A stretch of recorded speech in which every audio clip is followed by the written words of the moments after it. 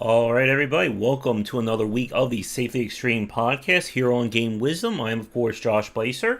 This is our weekly show discussing game design and industry topics with my co host, owner, and designer at Nexus Games, Sharky. Hello. Good to be back this week as normal. Mm-hmm. It's been a week for sure. It's been an expensive week over here, I think. Oh yeah, you've been looking at monitors and everything. Did you finally figure out which one you wanted to go with? I think I want to go with something that's at least like 144. I think, was it Hertz or whatever it is? I don't think I need anything more powerful than that. Well, I meant that's not necessarily power. That's a refresh power consuming. Yeah. That's a load, I guess you'd call it. Mm-hmm. And I think I still want to keep to something like I don't think anything higher than 1920 by 1080. Well, I guess what do you think of that? Yeah, like for me personally, I wanted to go with higher hertz and less. I really don't care about resolution. Yeah. But like, I would, probably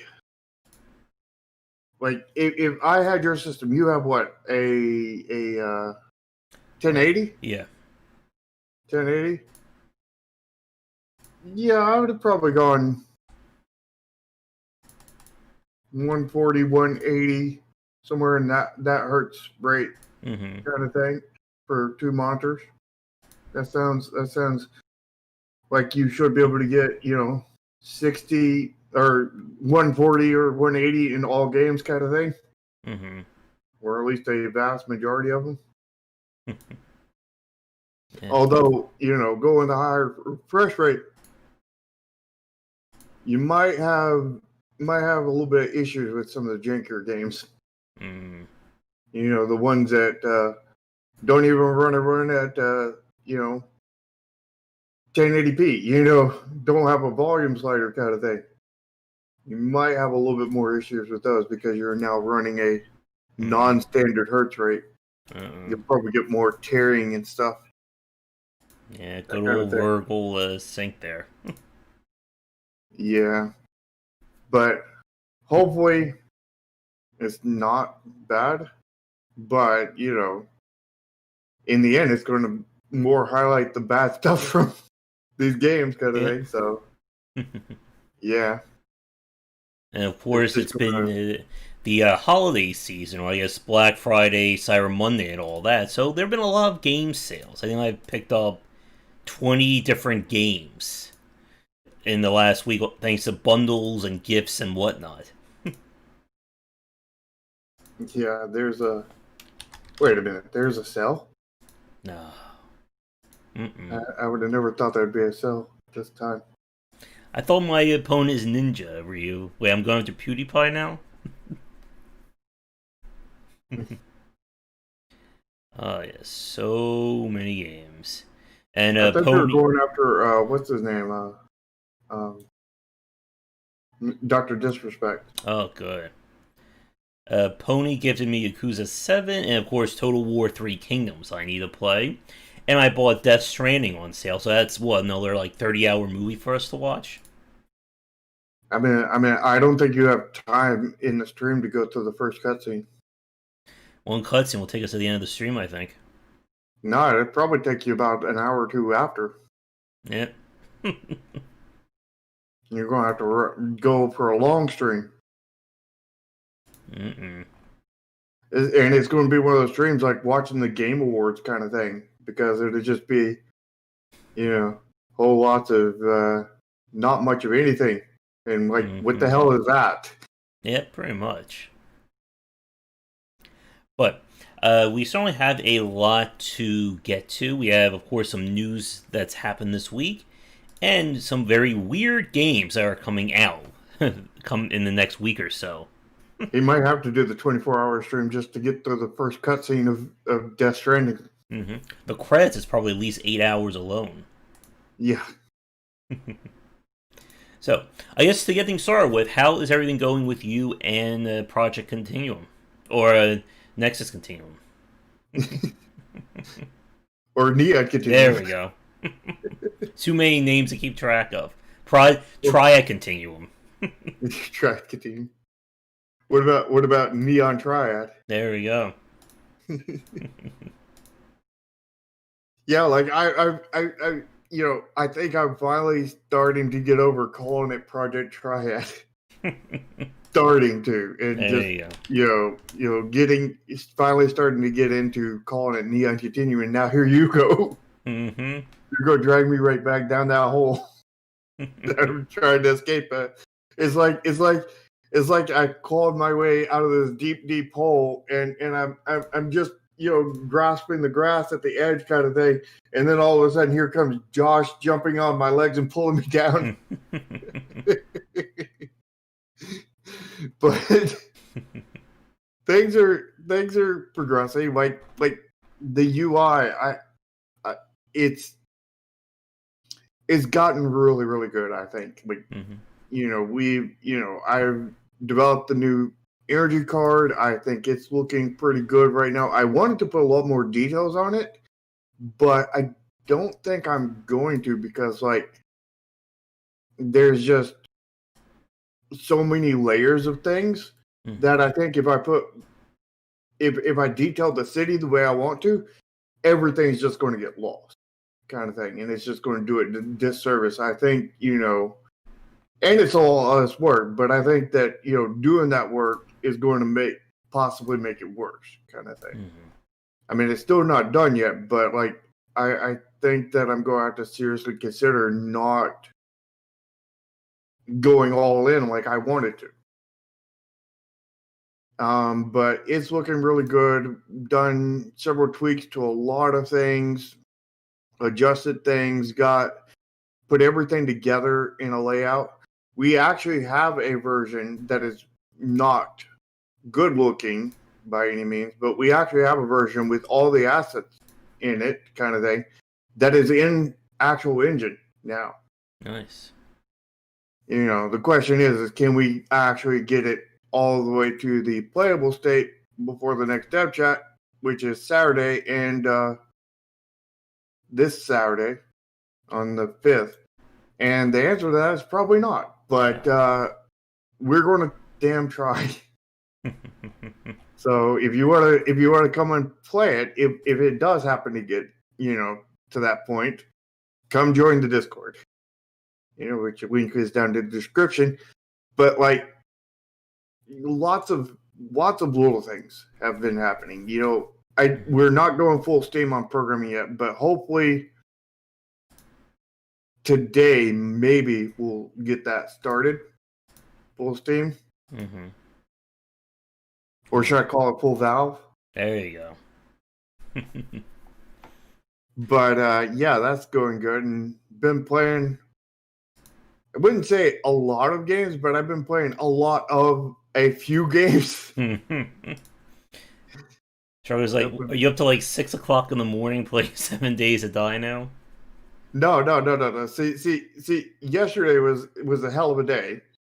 Yesterday I woke up, and pretty much as soon as I woke up, we started playing 7 Days, and we played which I think I woke up around like 11 a.m., 12 noon kind of thing.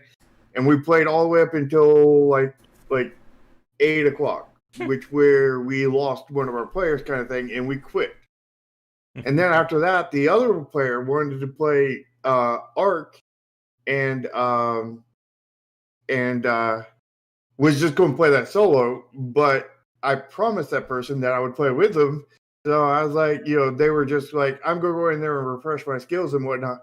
It's like, well, I need to go in there and build my skills, period. And we went in there and played. And of course, the random gen gave us the worst world we could possibly get, according to the other player kind of thing.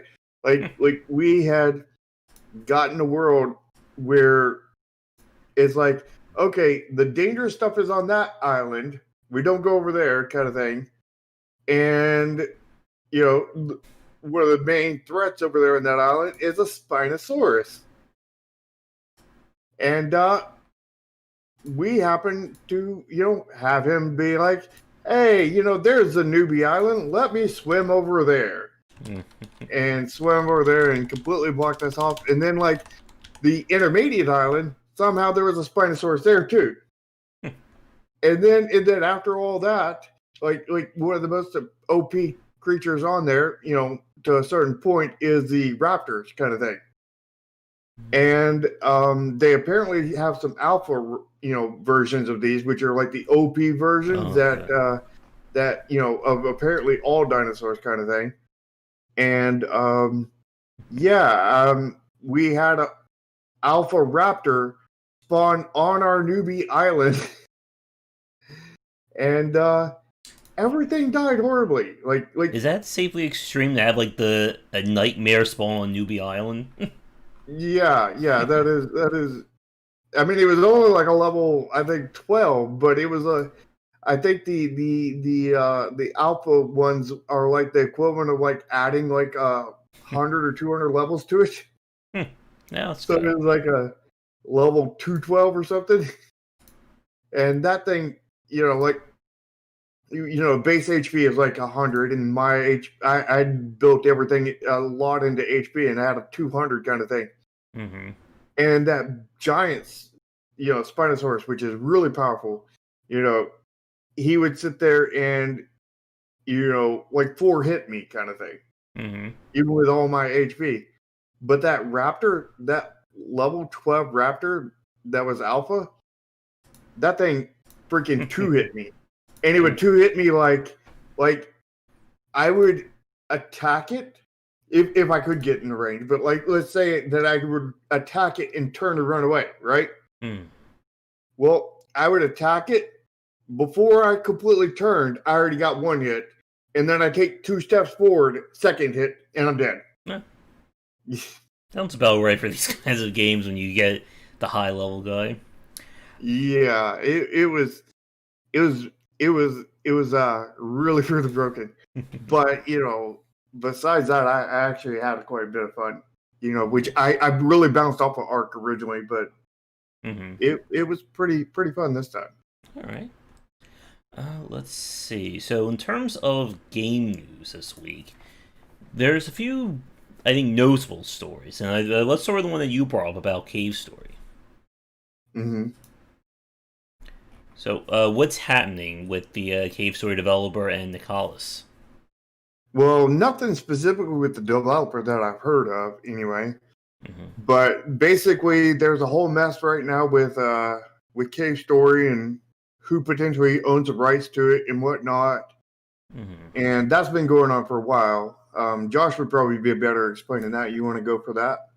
Well, I don't know too much about it, other than I remember hearing that the publisher of Cave Story, or at least the kind of the up-to-date version of it, was Nicalis. And I think due to some kind of legal loopholes and whatnot, they ended up basically taking ownership of the game from the original developer and basically cutting him out of all the proceeds of the sales. And it basically gave Nicalis a very bad name. And it makes a lot of people still wonder why, like, Emmett McMillan worked with them so much on the Binding of Isaac reboots and expansions. Yeah, there's been lots of questions in there about that, and according to everything, he still owns the IP, but that ownership of the IP basically means nothing. So he's owner in theory of the IP, not in practice, kind of thing. It seems like, or maybe he owns just enough to stop them from making a sequel or something along that lines. I don't know what it is. But, right now, the latest controversy is now that the original Cave Stories was originally a freeware kind of thing, because that predated, like, basically Steam, essentially. Or at least Steam opening to indies in any way. And it was a freeware game on the PC and everything, and had was easily distributed and everything before Nicalis, or whatever the company name is, got a hold of it. And now Nicalis is DMCAing everybody for distributing that version of the freeware game. claiming that they own it. They own all the trademark and all this stuff for the freeware version. And I'm not a lawyer. I don't know the legal rights behind that, but I'm unsure. I'm really unsure if they actually have the legal right here. Like they definitely don't have the moral right, because that is very, very wrong and very, very bad and everything. I just don't know in the court of, the court. I know in the court of opinion, they definitely lose horribly, but in the court of actual law, question is does trademark go down to freeware versions that were there before you owned the trademark? And I don't know. I don't know the answer to that. Yeah. So I don't know if they're in the legal right or not, but I know they're very heavily in the moral wrong. They're very heavily in the court of opinions wrong. I just don't know if this went to court, what would happen, kind of thing. Yeah. Well, actually, I still wouldn't know, but like I don't have an idea of what would happen because I don't know the laws around that exact kind of thing. Yep. And like I said, like it's been very like disturbing to like see like what's been going on in the college. So I emailed them several times while I was writing my book because I wanted to get some footage of the Binding of Isaac, and they never got back to me. And there's certainly been a lot of sketchiness surrounding that company for the longest time. Oh yeah, there's a long history apparently of that company ghosting everybody. Like they'll get a deal with the developer, and then the second they get that deal, they never talk to them again. And I'm sure the same is with any kind of content creators or anything like that want to talk to them in any kind of way. They just ghost the heck out of everybody. Yeah, it seems. And again, while you have to be really careful when it comes to publishers and such, especially if you're an indie developer, because most indie devs don't have the clout or the finances to fight this stuff if it goes awry. Yeah, which is a reason why I say, as an indie developer, you should be looking at self-publishing. Now, that does not mean self-marketing necessarily. Because, like, if you're not skilled at marketing, hire a marketing person. That there's not a substitution for marketing. Not self-publishing does not say, "Oh, I don't need to market my game." You still need to market your game, and you still need to do it well, kind of thing. But and if you cannot do it, which means if you were looking for a publisher, you probably couldn't. You need to hire somebody. Hire somebody. That is good. Keep in mind that good is subjective, as well as like it's hard to find unless you're a marketer, kind of thing. And I'm very much a rookie marketer. I am, and when I say rookie marketer, I mean like it. There's a what I would say is there's like somebody who has no idea what they're doing but tries their hardest, kind of thing, which would be like a 5-year-old trying to draw an image, kind of thing. And that is definitely not what you want to do. That's not what I would consider rookie. That's doing it with no knowledge, kind of thing. And then there's like somebody who's average in like the first year of art school, kind of thing, and it's like they've studied some techniques, they've got some stuff down, but they're not great or anything. That would be a rookie. That's where I'm at in marketing, kind of thing. But like if you're looking for a marketer, kind of thing, my advice would be, first, befriending some marketers that do not have time to work on your game but are definitely interested in it. AKA people who want the best for you, kind of thing, and know what they're doing but don't want your money because they're busy doing other stuff. Befriend them, ask them for advice and everything, ask them about this marketer, do they know what they're talking about, kind of thing. And then befriend a few people, kind of thing, so you have multiple points of advice, and then based off of that, have that help you come to your decision on hiring somebody, kind of thing. And again, like this is one of the things we need to get Tim back on. Because again, he did marketing for a living before he got into game dev, so he knows a lot more about this. And I'm working on a post for this week talking about essentially the 3 things you need to have as a developer if you want to succeed. And one of them is you gotta know about marketing or have somebody who has marketing, in your corner. Because like you said, if you don't know this stuff, and we've seen this many times before, you can have an amazing game and nobody ever hears of it.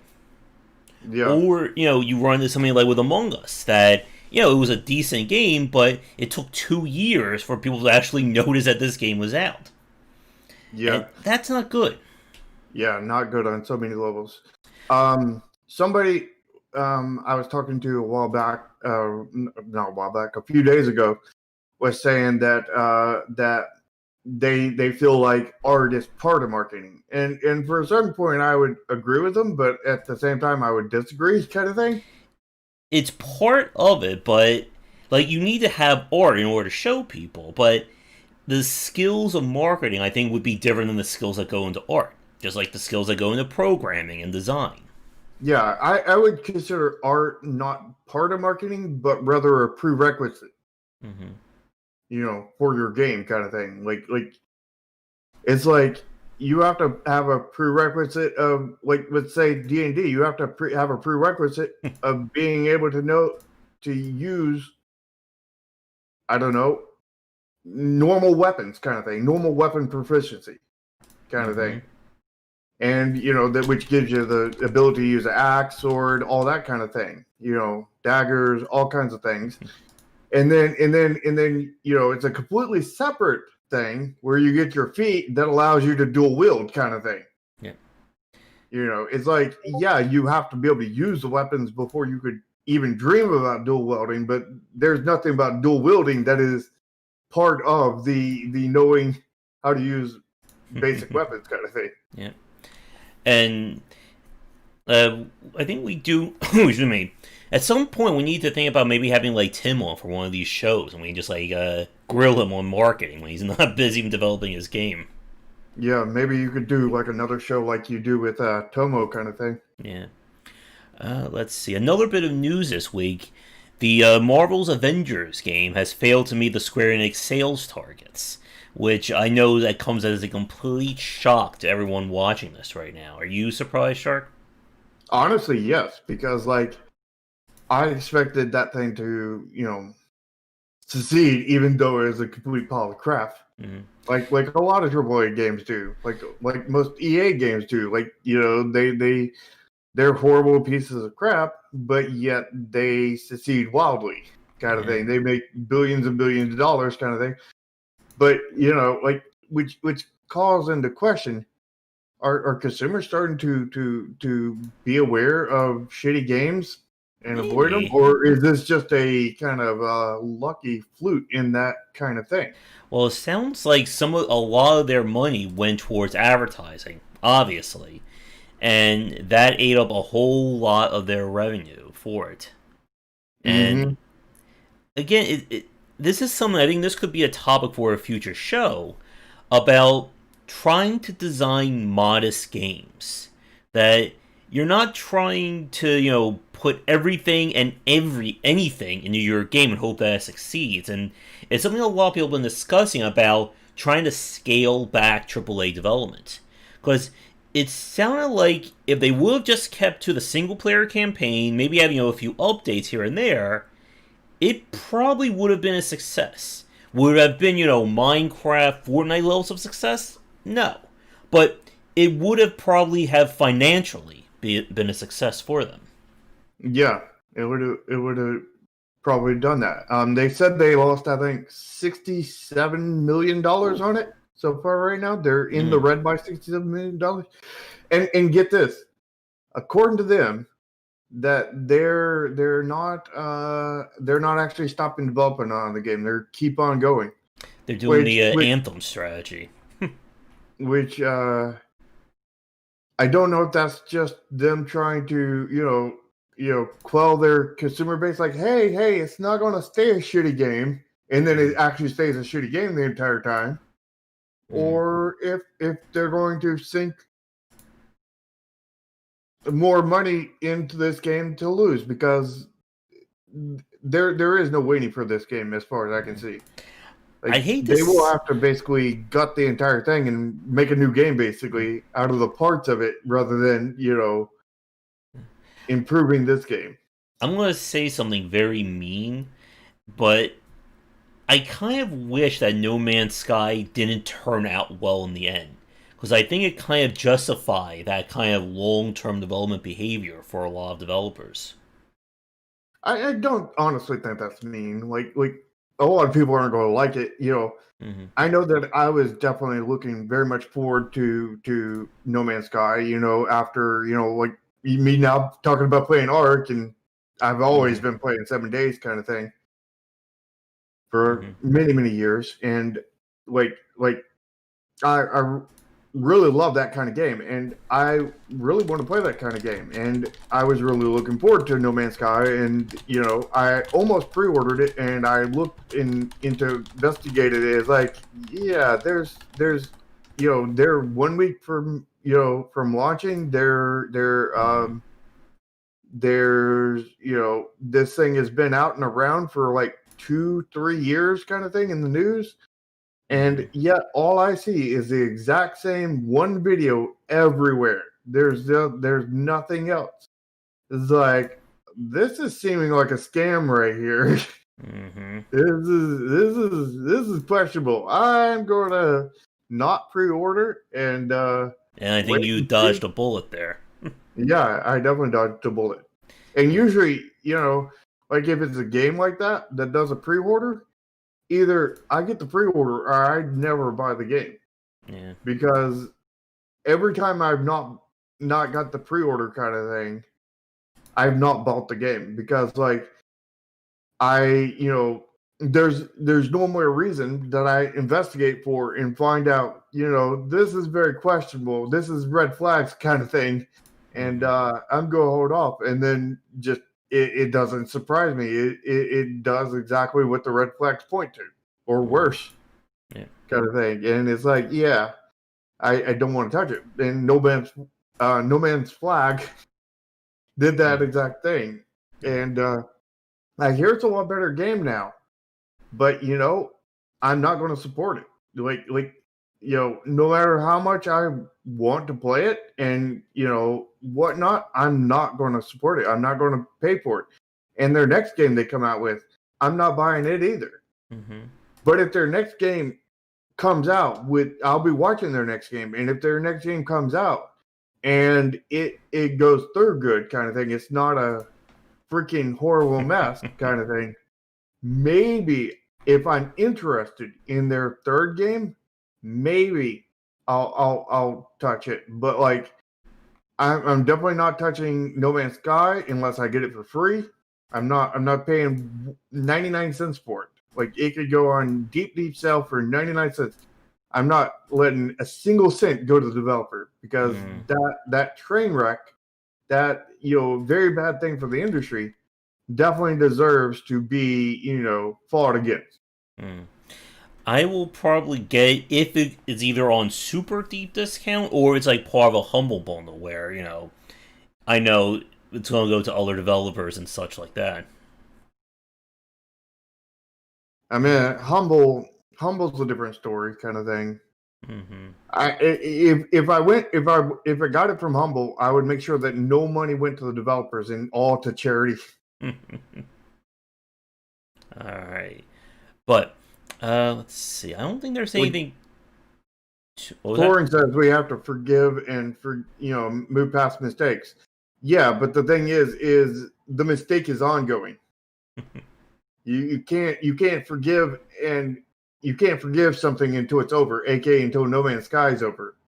Until that game is done, you can't forgive it. And you need something to build up trust again, aka the next game, before you can really invest seriously into the one after it. You can't just, forgive willy-nilly. Let's see. And again, because AAA depends on that. and like we've said, there's definitely another topic. I think we've talked about games that, try to have a bounce back after a failed launch, and it's always a very sticky situation. I think it's something that you can't. I think it differs from developer to developer. Yeah, usually they're completely different situations in No Man's Sky, though. Mm-hmm. Usually the fact is that the game was not good enough, and then they made it good enough, kind of thing. And that's a completely different story from people outright lying to you and marketing the heck out of you to stuff that didn't exist, kind of thing. And while like definitely publishers like Sony had a hand in that kind of thing, the fact is the lead developer also had a major hand in it. All right, let's get to some of our weird games, and then we'll get to our main topic. So I'm gonna have to switch things around here. Give me 1 second. I don't think marketing only works on vulnerable consumers. It works on everybody. It just works on different degrees. Vulnerable consumers are more vulnerable to it than not vulnerable ones. All right, so our first game is Get Over It, and I chose this one. Oh, are you still there? Yeah, hold on a second. Come on. Okay, there we go. Alright, so this one I chose for I love this mechanic down here. Faded dice will roll and polymorph you every 8 steps. So every 8 steps your character randomly changes into something else. And it just reminds me we were making fun of games that would just go random control schemes. Yeah. And this is pretty close to that. Mm-hmm. Play with keyboard and controller. At the same time. With swapping controls between them. Mm-hmm. From an art point of view, it doesn't look all that inviting, I think. Yeah, it's definitely very, very cheap art. Like it's not bad art. It's unfinished. There's not enough detail or character to these things. It feels like this is like the start of art kind of thing. Well, maybe not the start, but this is like when everything's roughed out, everything is like, yeah, this is kind of the general look we're going for. Mm-hmm. And then they add the details and flesh out the art from that point. Yeah. And make it look really good. Of course, you don't want to put all the details in it because pixel art usually looks better with, very, very light in details. But this is there's no details basically. I mean, the most amount of details in here is in the walls. Yeah. And, the walls, may be close to finished. Although I don't really like those black outlines that break up all the way around it. They should have. That really there's no black lines anywhere else on the art kind of thing. And it's that really looks out of place. And the whole solid sections being purple, I mean that just seems like a dev asset, dev placeholder thing right there. And just it should be kind of not technically the same color, but there should be a transition and a similar color in there in that section to black it out and make it look proper kind of thing. Yeah, and if you look on the fourth thumbnail or fourth screenshot, you can see it's been just copied and pasted. The same thing for the wall if you look in the upper right hand corner of that screenshot. Yeah, I mean they needed better transitionary tiles and whatnot. And this also looks like random generation too. When you look at the way those tiles are placed, that looks like a random generation flop kind of thing. Where random generation is yeah, there doesn't need to be a too thick wall, but we're going to put a too thick wall here and derp out the art in the process because the art is not built for too wide, thick walls. Yeah. Let's see. So does anything on here say that it's random generation? Yeah, ever-changing dungeons. So 4 themed random dungeons and a boss battle. It's funny that I'm able to pick out that it's random generation just from this screenshot. And not a very good random generation at that. Yeah. Alright, but moving on, we turn to, we get to the first screenshot here, Nigel's Journey, A Working Day. And if you were wondering about a game looking very acid flippy, this is not it. There's no asset flippiness to it. Not at all. All those enemy soldiers that are dead, they all are unique individuals. Yeah, and like look at that one guy in the front at the first screenshot. Look at his posture and everything. He looks like he's, you know, like he's embracing the sun, you know, as he's out there sunbathing. He's like pushing himself up on his back arms, arching his back, and, you know, kicking his head back. He's just like, oh, shine on me, you know, the rays of God or whatever. He's really embracing the sun. And if you go from the first screenshot to the fourth, it looks like almost like completely different assets used for those backgrounds. Oh yeah, that's looking very Fortnite-y. And more dead bodies. I don't know why this game just keeps showing dead bodies all over the place. Probably because the whole gameplay loop is a very generic first-person shooter with let's just spawn. You know, it's not hard enough because all the enemies are derpy and have like shitty AI. So let's just spawn in a ton of them and just have them just, you know, rush at them kind of thing. And then you just have to completely mow them all down kind of thing, because that's the only way there's any kind of difficulty or any semblance of fun to the most simple of individuals. And I like office buildings are a lot like labyrinths. Well, that is true. Have you ever some of those office designs can just be like a giant maze, right? Yeah, like they were made to be put in games. For newbies and advanced gamers. Oh, and there's impossible mode. Is impossible mode possible? No, it's not possible. Strong points, numerous villains, warlike ambience, and a wide range of weapons. They say this game is for newbie and advanced because it has difficulty levels. Yeah. The silly levels make everything accessible. Yeah. I don't think it works that way.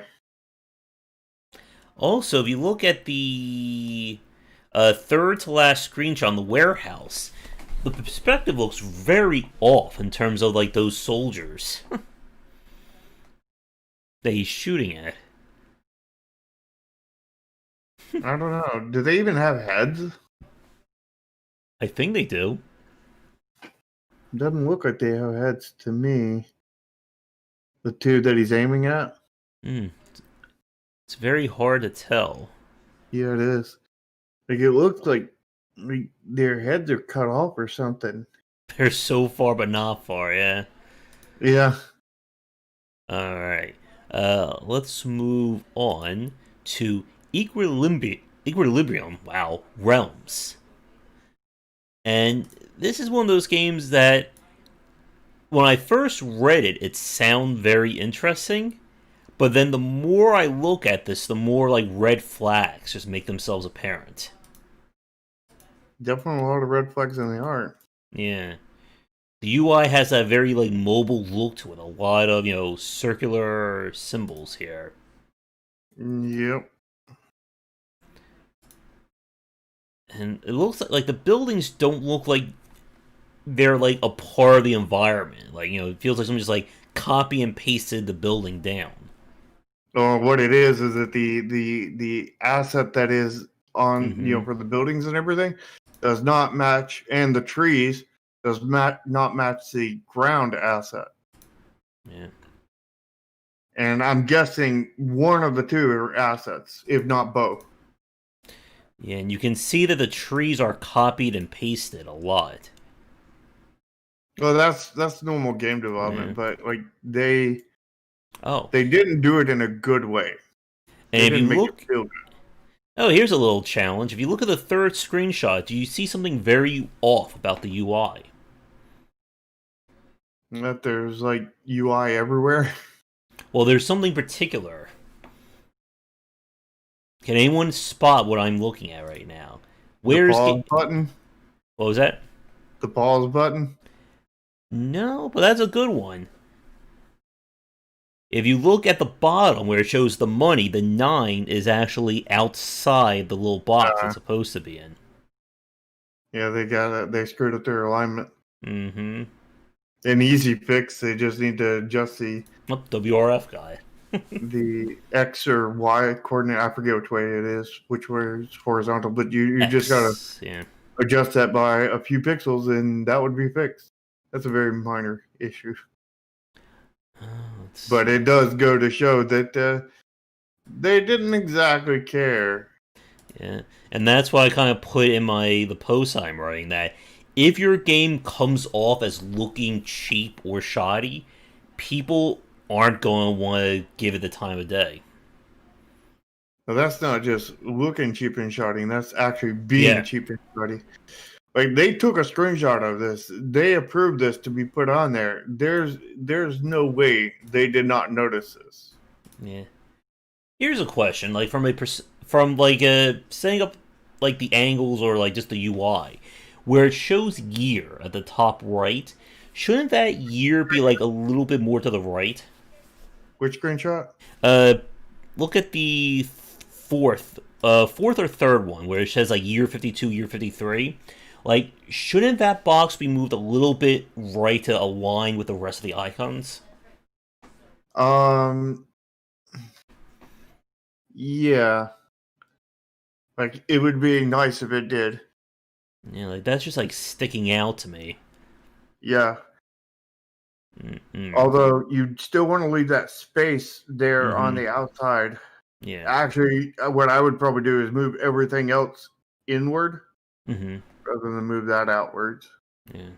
But maybe moving that outwards would be fine. But the fact is there's an inconsistency in the style of the UI because, like, you have, like, the two pieces of wood here for the year and the money kind of thing. And then you have these weird circles that, you know, like, just, like, why? And then you have this weird square with, like, 4 different triangle things put on it with a bunch of little circles out here. It's like, this is like, feels like from 3 different games right here. And then you have the circle over here on where the book is, which doesn't match the other circles kind of thing. Like, this feels like 1, 2, 3, 4 games worth of assets. And then you look at the pause zoom and in, zoom out. You know, zoom in and zoom out. That looks like it's from another game. So that's like 1, 2, 3, 4, 5 or 6 games that it looks like they got that UI out of. And then, like, if you look at the crops and everything, that looks out of a different game too. You've got to have visual consistency, and they don't have consistency anywhere. And I'm pretty sure that they heavily used assets. And this is the reason why I say there's nothing wrong with using assets, but at the same time, everything has to be consistent. Which, to get everything consistent, you still have to hire an artist to make a pass over the assets to get them, you know, in a consistent form. But by the time you do that, it's almost better if you just hired the artist to make assets from scratch. Yeah. Which, you know, what you could do, you know, like the better way to use assets, in my opinion, and, you know, every game is different, but, like, if you find a really good, very complete pack of assets that look, you know, that fit your game perfectly and look really good kind of thing, get that and then and then hire an artist to do everything else on top of that kind of thing. So you're not just combining a bunch of assets pack. You're getting one asset pack that you may not even need to touch, kind of thing. And then you're just having other art added to that asset pack to complete it for your particular game. And maybe they need to do little tweaks here and there to that, but it is very, very minor, and you'll save a lot of work that way. A lot of hiring your artist and a lot of effort and cost kind of thing, as long as that because the asset packs are known for saving money. But if you got to hire an artist to go over and do a pass over every single asset kind of thing, then you're paying for every single asset again kind of thing, and by that point it's probably just as costly as just having them do it all from scratch. And it's a lesser product.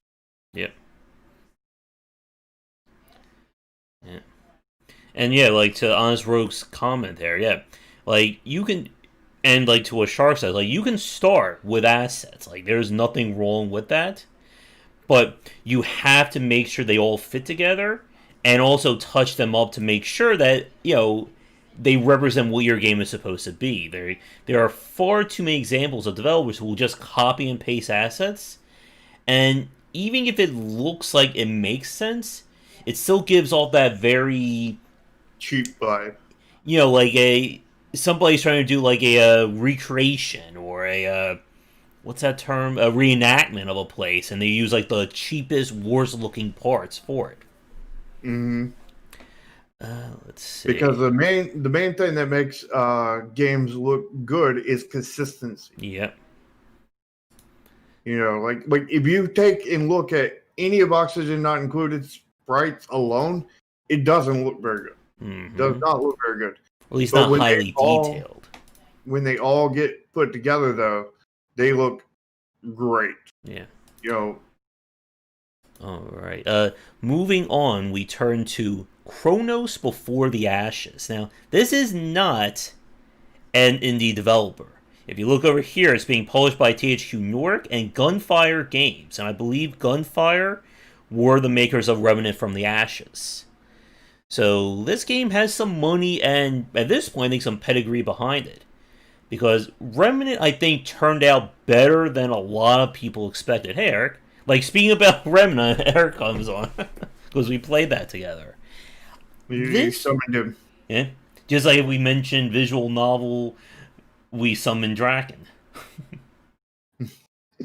This one, it feels like they are putting a very big bet on their unique mechanic, and I think it's going to live or die based off of it.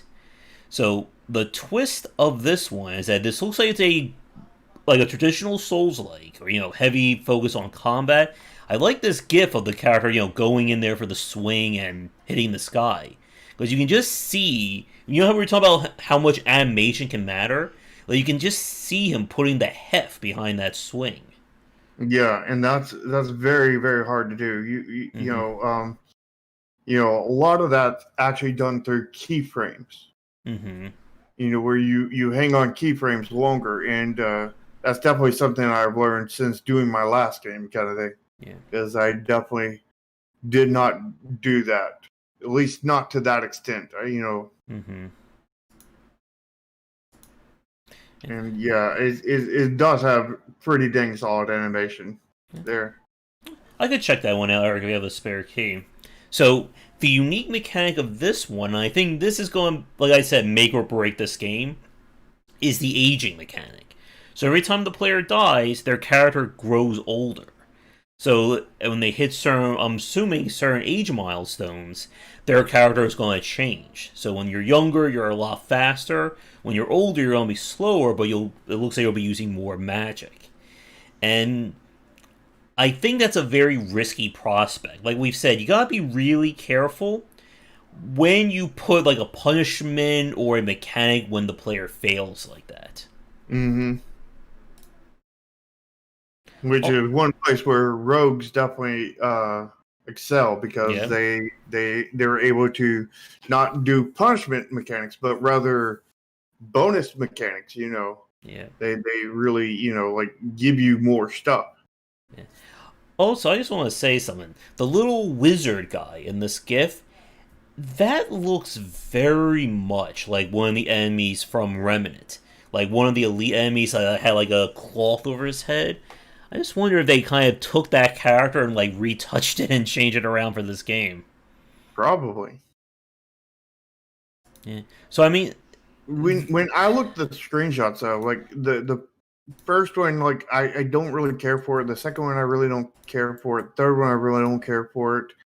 But the fourth one, I think that's a really pretty art right there. Yeah. Like I really wish there was a lot more of this kind of art in there, because like I find that really pretty, and like the other stuff is like so drab kind of thing. And there's like, I think there's like 2 screenshots that kind of look like that, and like 10 that look like the other. Yeah. And I just like, I really wish there was more of this and less of the other. Yeah. I like the second to last screenshot with the character like jumping in the air and trying to stab that guy with a spear. Yeah, that is another one of those. The final one I don't like. It's just so nondescript. Like, I don't know what's happening in this one other than, particle effect. Yeah. Oh, that's nice, Nikita. And like time or limited time kind of mechanics are very. They can work, but they're also very risky. Like if you remember, there was a game. I don't think I actually played this one on stream, or I may have done it. That the game literally takes place over 680 hours or some like long number, and it's real time. Very interesting game, but just completely not part of my kind of play. Yeah, that sounds like you get 680-hour playthrough. Sounds pretty crazy. So what happens if they pick up the game and then they pick it up, they play like once to make sure that they don't want to get rid of it, kind of thing, and then like the story several weeks go by and then they pick it up again and they're right at the end and it's like too late to do anything and they're screwed. Yeah. All right, so this next one I chose because it sounds like another shark pun here. This is God. Rough Night at the Gallery. It's a short-form horror game that all the paintings are of dogs. And I think the dogs come to life to try and lick you, which I'm pretty sure that's a D-mod if we say that out of context. Yeah. Like, how is this a shark pun? Rough Night. But that's not really that's not much of a pun. That's not a good pun. I do good puns. I don't do bad puns. I'll let the audience judge that one. Everybody lolls at it. Basically, all of them. There's a couple that doesn't, but like, I'm always experimenting. I did talk about open world design in my third book that I wrote on roguelikes. It's very hard to do that right. Because if you make the world too big, it just feels like you're wasting time moving around. And keep the enemy streaming into the player, or I think it depends on how much action you want the game to be. Some games will have like spawns like every like in-game day they'll respawn the enemies. If your games don't be like super actiony, you could get away with that. But there's also the idea of you're just going to overwhelm the player. That may just be too much. There's no break in the excitement. Yeah. Honest Rogue, I think you misspelled rough there. I mean, you want to look at paintings like American Dogfic? Picasso, Pulp Before Mirror. The gallery has something for everyone except cats. So if you're a cat lover, this is not the game for you. The doggo Lisa? Now here's my one little bit of a problem here. There's no screenshots of what these ghost dogs look like. Are they going to be very cute, or are they going to be nightmare-inducing, or both? Or are they even going to show up? Yeah. Haunted. just going to be one of those things where you hear the noise and whatnot, you're running and everything, and next thing you know, you just see blackness come in front of your eyes, and then you're dead. Because this does seem very cheap and asset-y. Yeah. Right. No effort kind of thing. So this next game is one that both Shark and I chose. And that is Because It's Hot, Why Pizza? And this is exactly the reason why we chose it, because it's hot. And why pizza. And these screenshots are something. That cat with the stretched out neck is gonna haunt my dreams, I think, tonight.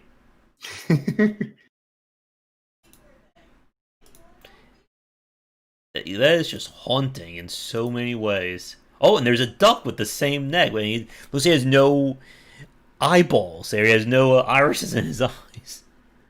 Where's that at? The fourth to last screenshot.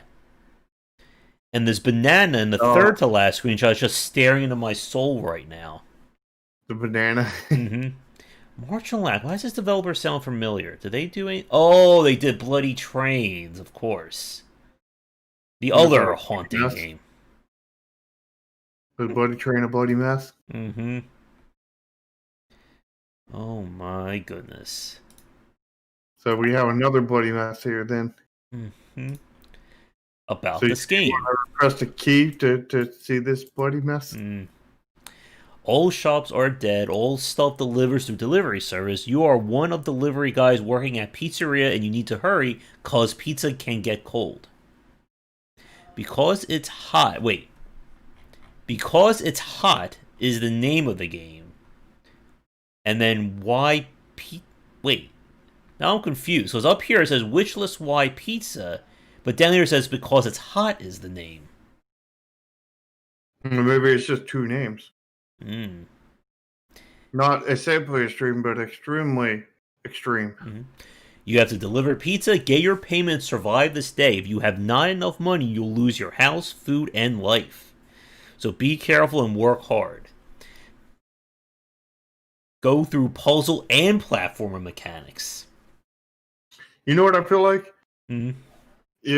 Like one, like is a team of two developers kind of thing.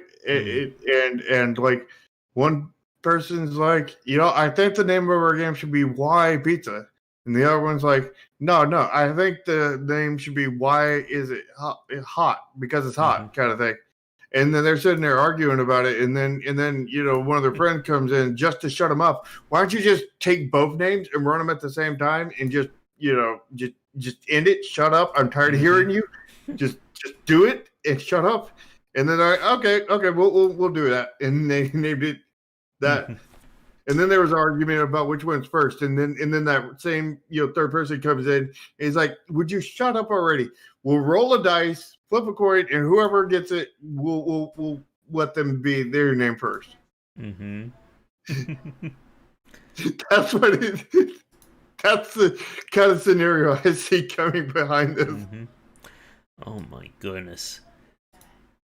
Yeah, it looks very clean. Like the forum's comment about the art is not bad, but it's just assaulting your eyes with way too much stuff. If you look at the fourth to last, we have creepy duck, we have clouds, we have a moon, we have an eyeball for some reason. Everything needs to have a face on it looks like, or almost.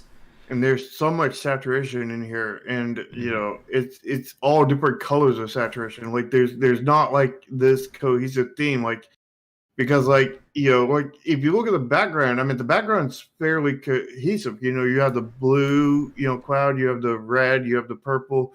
It's all this purplish color.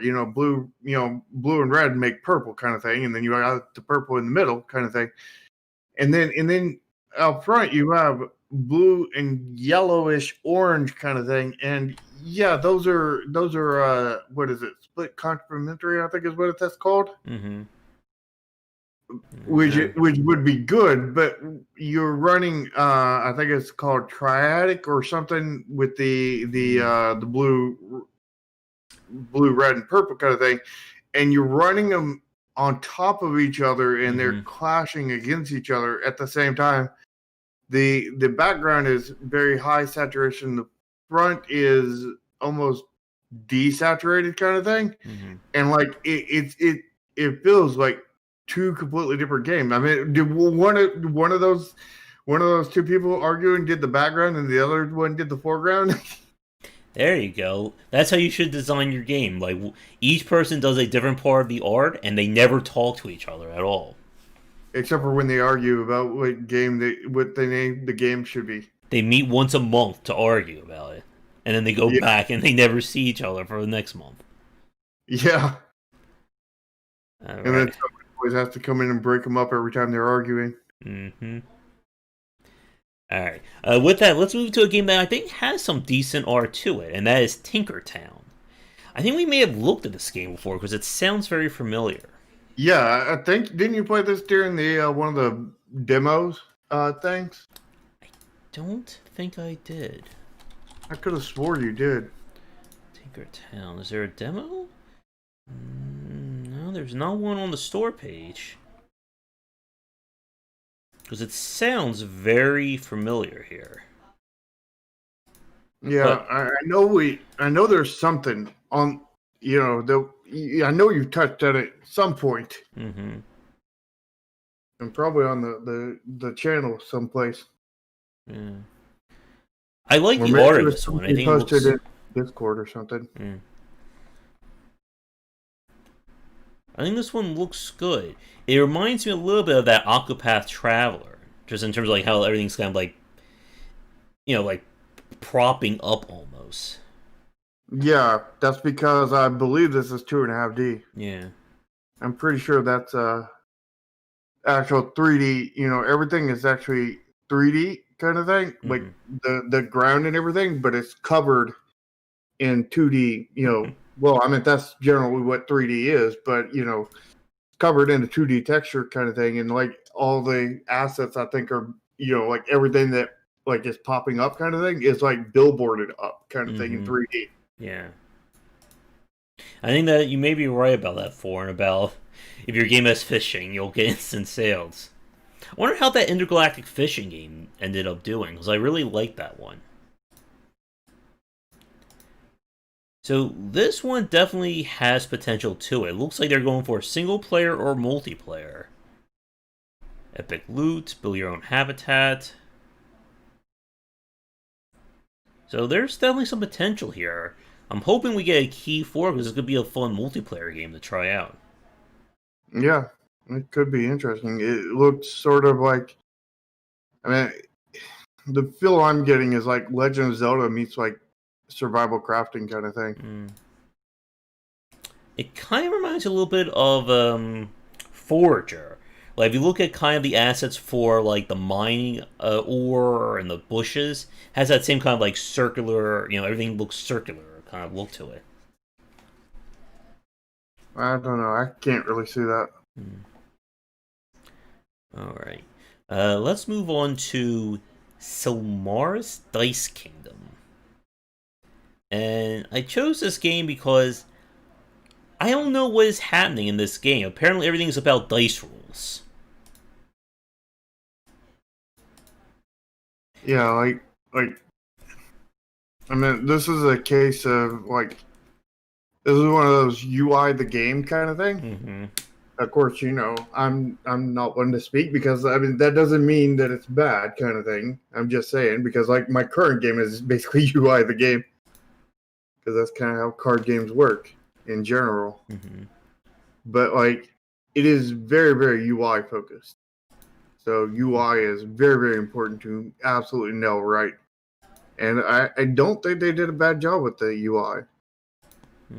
Except for in that first screenshot, I don't like that top area underneath the both top areas actually, that brown right there.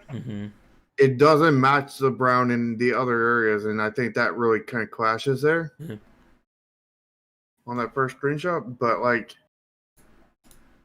besides that, like, I'm not specifically seeing any specific UI issues. Mm-hmm. Like, it's looking pretty solid, I think, UI wise. Yeah. And I But it think, is a lot of UI, and they do have it quite scattered. And I don't know if there's a better way they could do that, but yeah, and that's the problem when we talk about any kind of strategy, turn-based, grand forex, however you want to say it. It's very hard to make screenshots look good, or more specifically, the screenshots convey what's going on. yeah, that turn-based games in general are just really hard to make trailers for, screenshots for, and all kinds of other things. Yeah. Anything turn-based, anything strategy-focused kind of thing, anything along that lines, it's so hard to get, that, because like the gameplay of these games is you thinking, Mm-hmm. and you can't, take an image of somebody's brain. Yeah. Kind of thing. Like, unless it's like that meme, you put up that meme as part of your marketing. Yeah. I'm gonna put in for a key for it. You never know. This could be something worth checking out. Alright, and I have a few more, and then we'll go to Shark's Fin. There are a lot of interesting games this week. Mm-hmm. And this next one is Shadow Empire. And I chose this one due to the pedigree of the publisher. That's Slytherin. And they are very well known in the war game, kind of like 4X market. And this sounds like... They're pretty well known in Harry Potter, too. Yeah.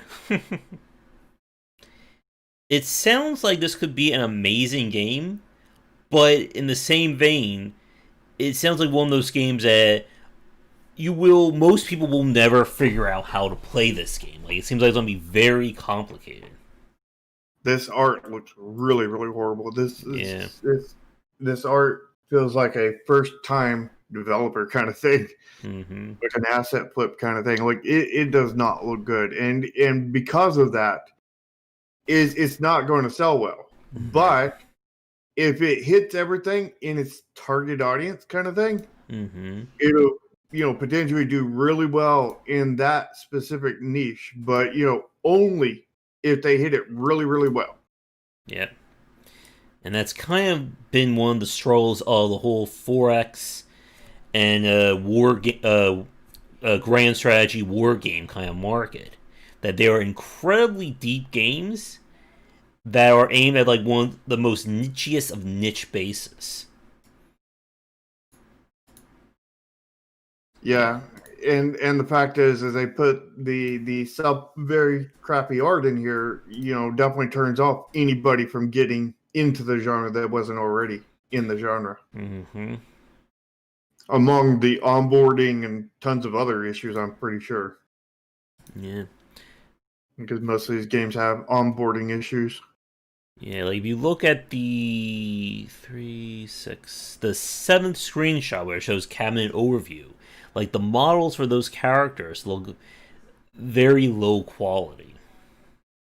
Oh yeah, that looks cheap 3D assets character maker thing. Mm-hmm. Just we took a screenshot of this cheap 3D character creator thing. Mm-hmm.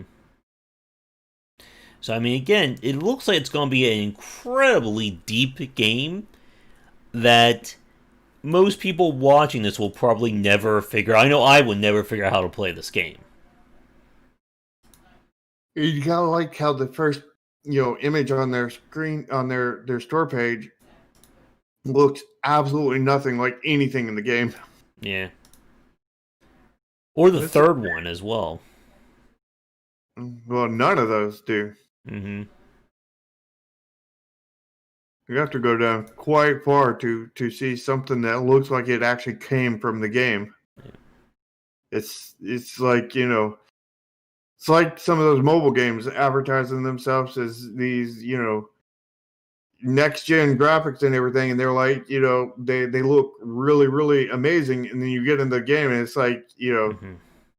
look super crap. It's like you look at Like what and Jack was talking about. you're expecting like a AAA kind of experience. You get into it, and you're like, "This looks like an asset flip kind of thing." To Nikita's question, I think it really depends on what kind of pacing you are aiming at. Because some Metroidvanias take a very long time to kind of deliver their items, while some will kind of give you your bread and butter stuff very quickly. Increase jump, increase run, attack, and then space out everything else. Well, I think the absolute key is design all those powers before you design the levels. Design all the Yeah. powers, Know get what you them want the game. playable and play them and just play around in a blank space. Add in a few obstacles here and there, maybe, just to get a feel for everything and make sure everything is really solid and it feels really fun without even having any kind of real level design. And then go into level design, and then through that you'll probably that'll probably lead you to where you need to place these powers. Yeah, especially if you have a story in there. If you have any kind of story in there, you're going to be like, well, they need to run over here, get this story bit and everything, and then I want them to go over here, and that'll like if you have story, that'll further get you into the pacing kind of thing.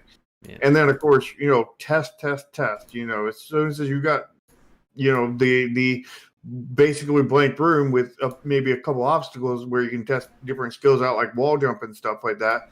Like, once you have that, just get it in testers' hands and test. Yeah, like when we spoke with not Mark, the guy who did Vision Soft Reset. Mm-hmm. Like, he got those mechanics. He also dealt with like time manipulation as well. But he got all his movement tech and all those options done first, and then built the game around them. And that's what you really want to do, especially in a mechanic-focused design like Metroidvania.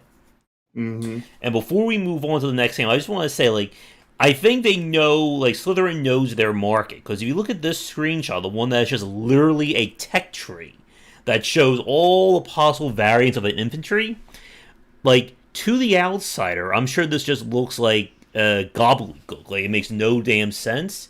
But to, like, a war game or grand strategy fan, I'm sure this got some very excited about this kind of game. If you look at the other one with the line graphs and everything, that probably gets them even more excited. Oh, yes. All right. Of course, they did add stuff like this into they're working on adding that into the new DLC for Oxygen Not Included. Oh, nice.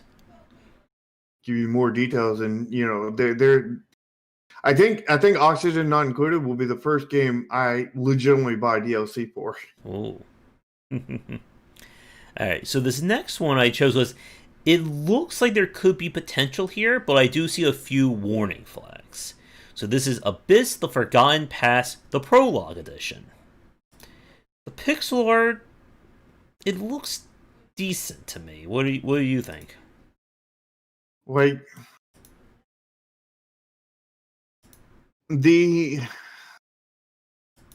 I think the house is too small and generic looking style wise, but the art is good. Like the design of the house isn't good, but the art for the house is good. Same thing goes with those two buildings that are side by side of it that look like the exact same building, and that's way too much using that asset. And the same exact trees that are perfectly filling that gap. There's not like any like holes kind of thing in between. Like one is like mostly behind the church like building, and the other is partly behind the house or just wide open. But they're like just perfectly filling that gap, and it gives this very cheap feel to it. Like there, like I only made 2 different trees for my last game, and for the most part that worked kind of thing. But I did not place them like this. Placing your trees is very, very key to actually having the longevity of it. If you look at the 4th screenshot where it looks like you're in like a church or something, that back window is really bothering me. Like, it looks like the perspective is very off on where that window should be. I don't know. I don't think there's a perspective issue, but they do have that. I think what if I had to guess, I'm guessing they have parallax going here, and it's just the way they took the screenshot kind of thing. Because I'm assuming that as you move, I'm assuming that forward place in the background, you see that forward wall kind of thing. Yeah. I'm assuming that as you move forward, it's going to expose more of that window kind of thing and go across kind of thing. And I think that's just a screenshot thing, but I do think that they should have done more than just a white. Like maybe put a little bit of stained glass like down at the bottom area kind of thing. But like everything here, I think is solid. Just I would have liked to see maybe a little bit more color in that stained glass. Also, the fact that stained glass is really, really bright and everything, but the lighting on the inside is not coming in from there. Is very dim, which again goes back to that. They should probably put some stained glass or something in there, to make it, that lighting look more real kind of thing, or redo the lighting kind of thing. Yeah. And the other, what has me concerned is that if you look at the descriptions of the game, or the description, it looks like the game's trying to cash a check or the Mario's trying to cash a check that the gameplay won't be able to cover. There's puzzles and challenges, there's RPG systems, there's crafting and weapon foraging, and multiple types of weapons. It all sounds really great, but what sounds like and what it is in practice are often two different things. Yeah, I want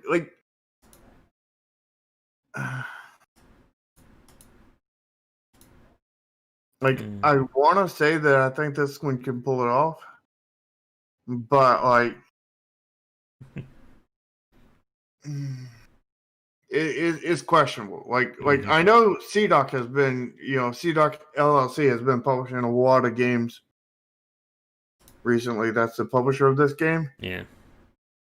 And I think One Way Games is another one that's made a lot of games and published through CDOC. And they've published a lot of games, and that's I don't think they put a lot of time into it. Yeah. And if you look at the world map looking one, it looks like a different game. Yep. It looks like an asset pack. As a matter of fact, I'm pretty sure I've seen those houses as an asset pack. Yep. And that light poster, whatever that is, definitely stands way out. Yeah. And, so does the UI numbers with the 4 or 5. Oh, that looks absolutely horrid. All the saturation there, but yet it's still blending into the grass with the 4 kind of thing. And there's definitely some red flags here. The fact that I know that I don't know the developer, but the fact that I know that developer has, released, I think 4 or 5 games this year, I think we've looked at from them. Yeah. Just sits there and tells me that they did not spend but maybe a few months working on this game, 2-3 months kind of thing. Which says that while parts of it does have pretty good art and parts of it don't, the fact that they have all these systems in here, it just really screams that those systems are going to be pretty hollow, kind of thing. All right. I mean, this has potential to be a really great game, but I don't think they put in the time and whatnot. And the fact that it's prologue, that's just another red flag. All right, let's get through these remaining games a little bit quicker because I know we still have our main topic to get to. So the next one is there's another Drawn to Life game, which I find very interesting because I haven't heard too much from that series in a while. But what has me very concerned, if we scroll down here, it says it's been brought to life by many of the original developers. So it doesn't seem like it's made by the same company. Yeah, which probably an issue with I don't know, publishing and whatnot. or maybe something happened with the original studio. Mm-hmm.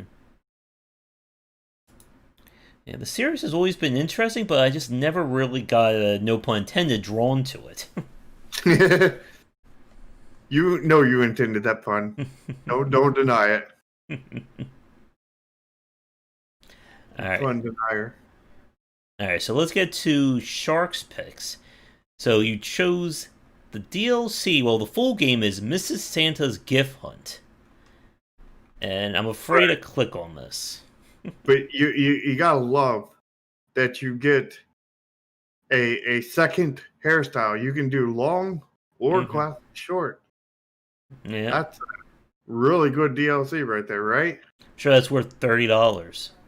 At least $30. Let's see. So like I looked at this original. I was like, wait a minute. So they're giving you a Santa DLC, and it's like, wait a minute. No, it is a Santa game to begin with. They're just giving you a hairstyle variant. It's like, wait a minute. That's even worse than a Santa variant. If you go to the main game, it says this game was originally made in 1 month for a contest and won the shared first place in the contest due to the aesthetics and the overall feel of Christmas. This is the vastly improved version. It's a collectathon. Oh my. No red flags are there. And this looks very much like an RPG Maker game.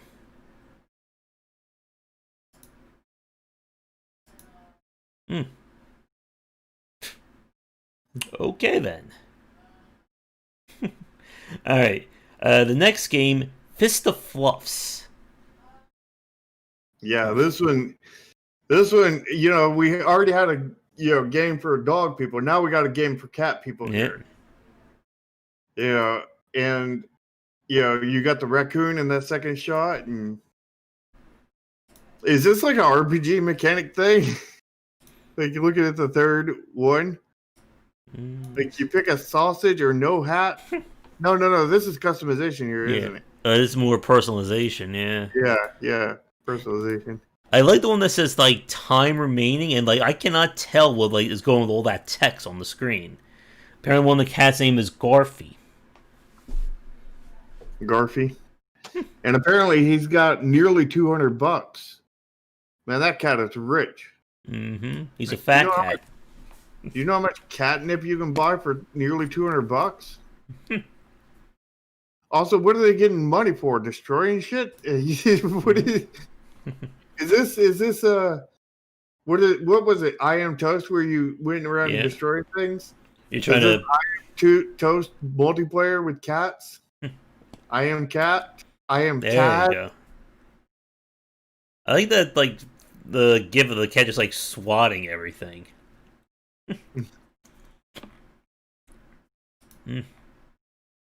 Look at the last screenshot where the cat is wearing the I forget the name of that hat, the French one. Beret. Yeah. And the other one's wearing a monocle. Yeah. The other one's wearing a bucket. And it's a sports game. Alright, so the next one, Day of Vaccination. I saw this one while I was looking at it, and oh my goodness. You love these screenshots. Yeah, I really do. Oh, and the story. Oh, it's a roguelite. What is a rogue? Mm-hmm. I like the features. Dynamic camera. Advanced fart physic. Just one physic, not you have to pay for the rest. Yeah. Dynamic sound. Random item spawn. Random enemy spawn. Because random makes things better, right? Mm-hmm. 100% of the time. All right. Steam achievements. There you go. Feature. This doesn't look asset flippy, does it? I mean, like honestly, it's when you read the features, it sounds more asset-y flippery than the screenshots too. Mm-hmm. All right, and then our last game, Prehistoric Hunt. And why did you choose this one besides, I guess, dino hunting? Well, I mean, last night was the first time I played Ark. First time I played it since like 2015 or so when I originally bought it and returned it because I bounced off of that game and given it a second chance. And this looks very much like Ark, but worse. That's always a good marketing point right there. Yeah, this was like the asset flip version of Ark. That's what it looks like. There's a dinosaur. It's like, hey, this is exactly Ark, but worse. With worse art and all asset flippy. And it very much feels like a developer's first game or just a regular asset flipper doing their asset flipping kind of thing. So it feels more like a first-time developer than anything, though. I never played Ark. I don't think I even own that one. I'm liking it so far, but I definitely, so far, anyway, I don't have a lot of game time in it. It is inferior to 7 days. Like, I can play 7 days infinitely. I don't know if I could put that many hours into Ark kind of thing.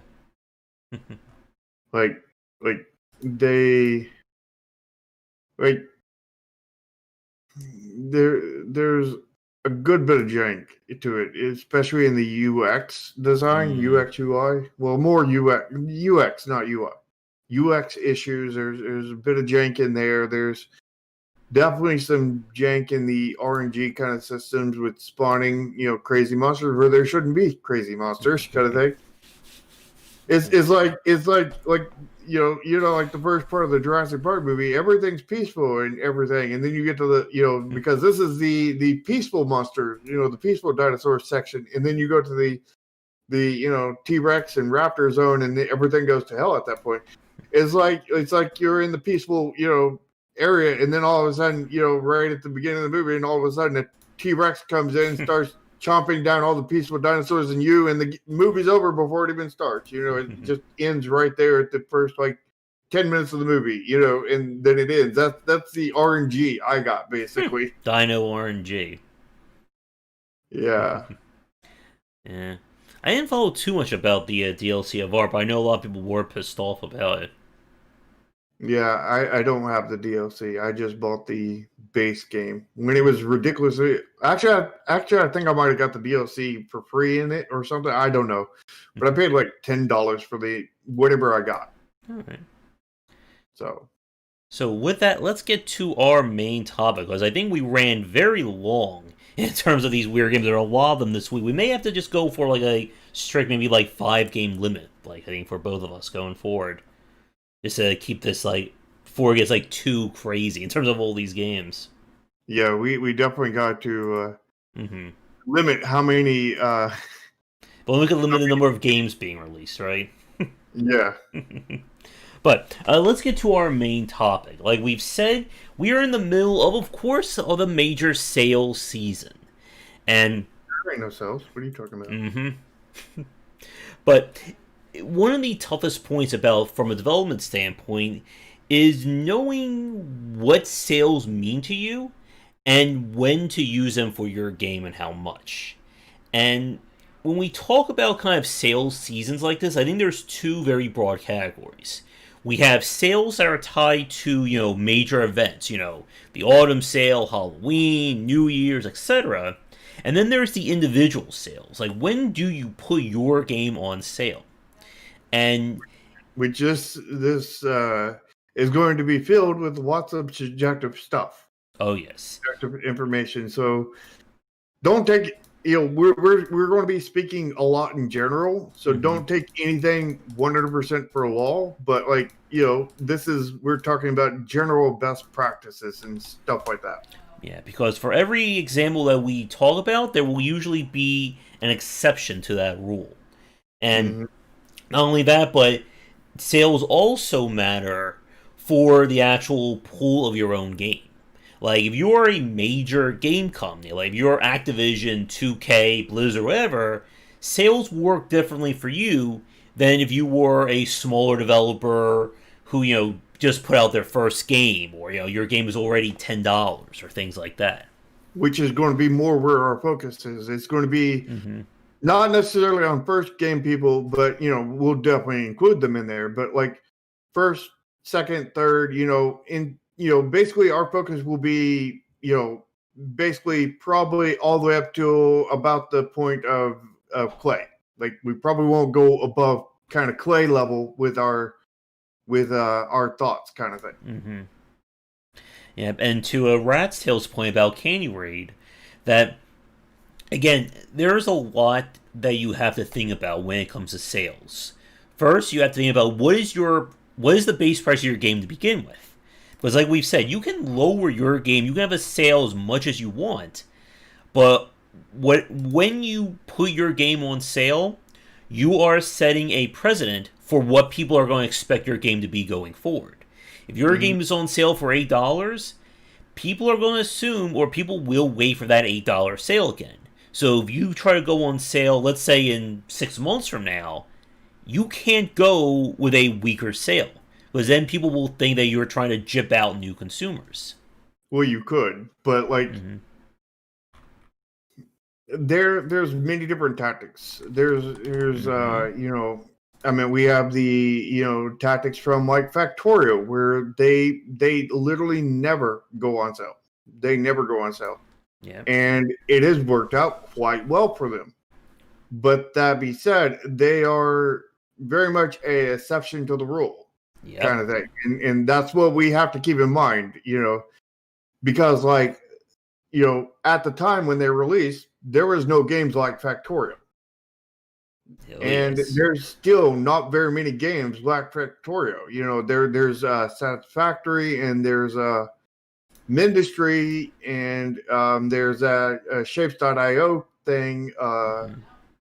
And that's pretty much all I can think of off the top of my head. Yep. There's not very many even like people tackling that genre kind of thing.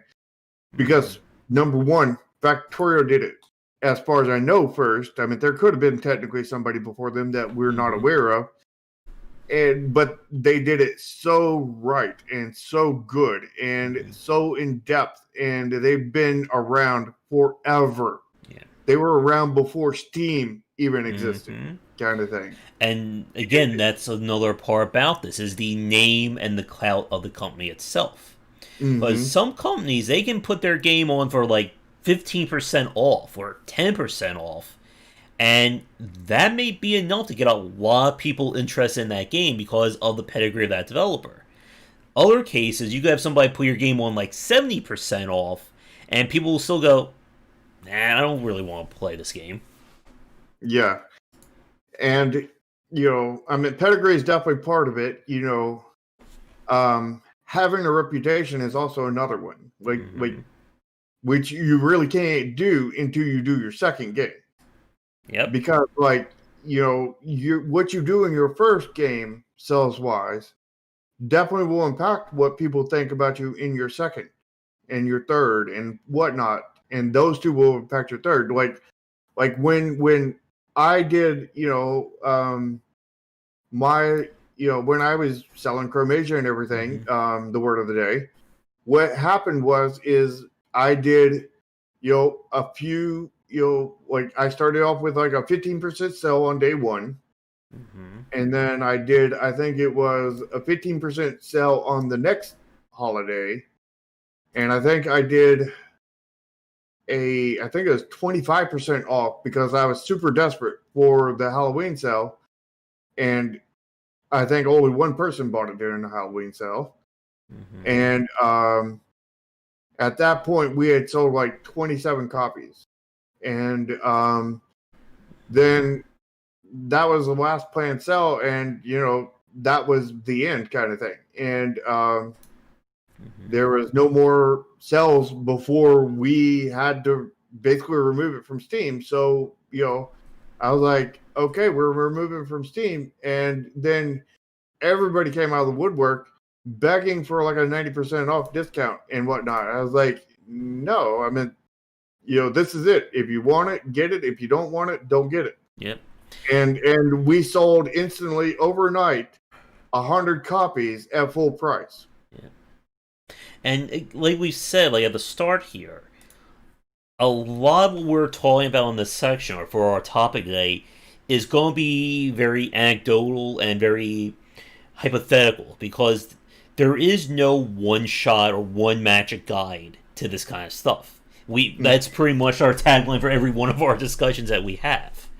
Just as one game could do horribly with a 70% off sale, another game could do amazingly well with a 5% or 10% off. And as a developer, it's very hard to know how far you want to go. And like as a point here, I've been looking at the autumn sale, seeing where some of like the major discounts and such. And what we usually see, like here's a very interesting point. If you look at Doom Eternal, that has a 67% off, while something like Auction Not Included is only on sale for 50% off. And I guess my question for you, Shark, is do you think the percentage off matters more, or what the actual end price is for the consumer? That's a good question. And I don't know if I'm one to speak on it because, like, I'm not your average consumer. And neither am I. For me, though, it's the final price. Yeah. I think for the average consumer, though, it's probably percentage. Yeah. Because, like, I know I was introduced to this website to me the other day, and it was a website that basically notified you. You could basically set, I want this game, and notify me whenever it's this percentage off or lower, kind of thing. And it was percentage based and not the final price. And, that is very much going towards consumers being more percentage based kind of thing. But to me, it is 100% the final price. Yeah, and that's the same thing for me. Like, and I've said this, that if I'm going to buy a game these days, it either has to be something I am very, very interested in, or it's got to be, I would say, no more than $10. And even that is kind of pushing it for me these days. Like, I will buy like 20, 30 different games at like $2, $3 a pop. But to spend like $20, $30, $40 on a single game kind of stops me in my tracks these days. Didn't you pay $40 for Disco Elysium? No, I paid $20 because I had the coupon code from Epic. And yeah, like we said, that the final price is often a big point, and I think Rats brings up a very good question. What's a good game sales when the game is already $5? And this kind of leads. There's not. What was that? There's not, because like it's rough when you start off at $5. Like you're when you start off at basically anything sub 15, you're already starting with one or more feet into the grave, and that's bad kind of thing. Like I understand Rats tells situation with having a really short game kind of thing, but that is what happens when you get a really short game. Is you start off with a few feet into the grave because you have to sell more copies to break even, and like it's almost in a lot of ways it's easier to sell 10 copies at $15 and make $150 than it is to sell 11 copies at $5 and make $55.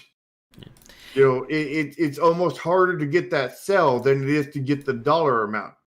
Yeah, and part of that issue again goes back to what people see as the quality of your game, and like to Foreign's point, there are a lot of people who won't buy a game the base price is under 10, And like I said, this is a huge difference from 4 years ago when they wouldn't buy a game if the base price was over $10. Mm-hmm. And this, like, for those of you watching this record right now, we are doing this basically at the end of November of 2020. What we talk about may not be relevant in 6 months or even 3 months from now. And that is the nightmare when it comes to the video game market.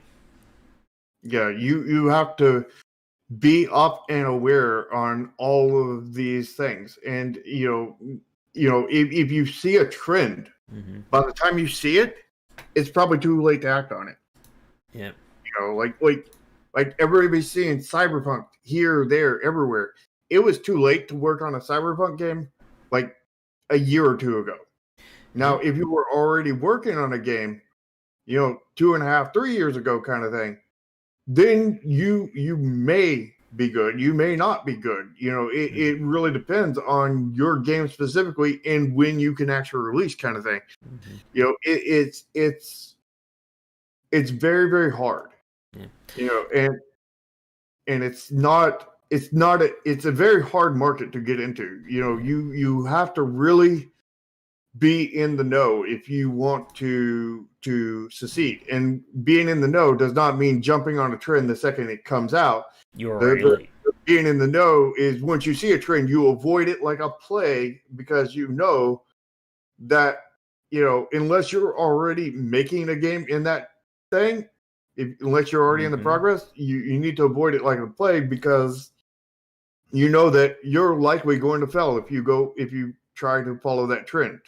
Yeah, and unless you have Fortnite money, then you can use that to help you here.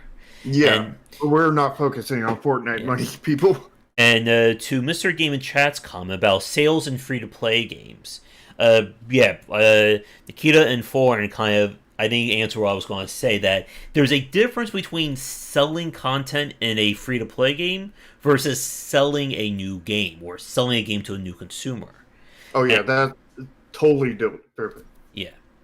And what we're focused on for today is more on the game sales. Getting your game, like, in the door for people to buy it.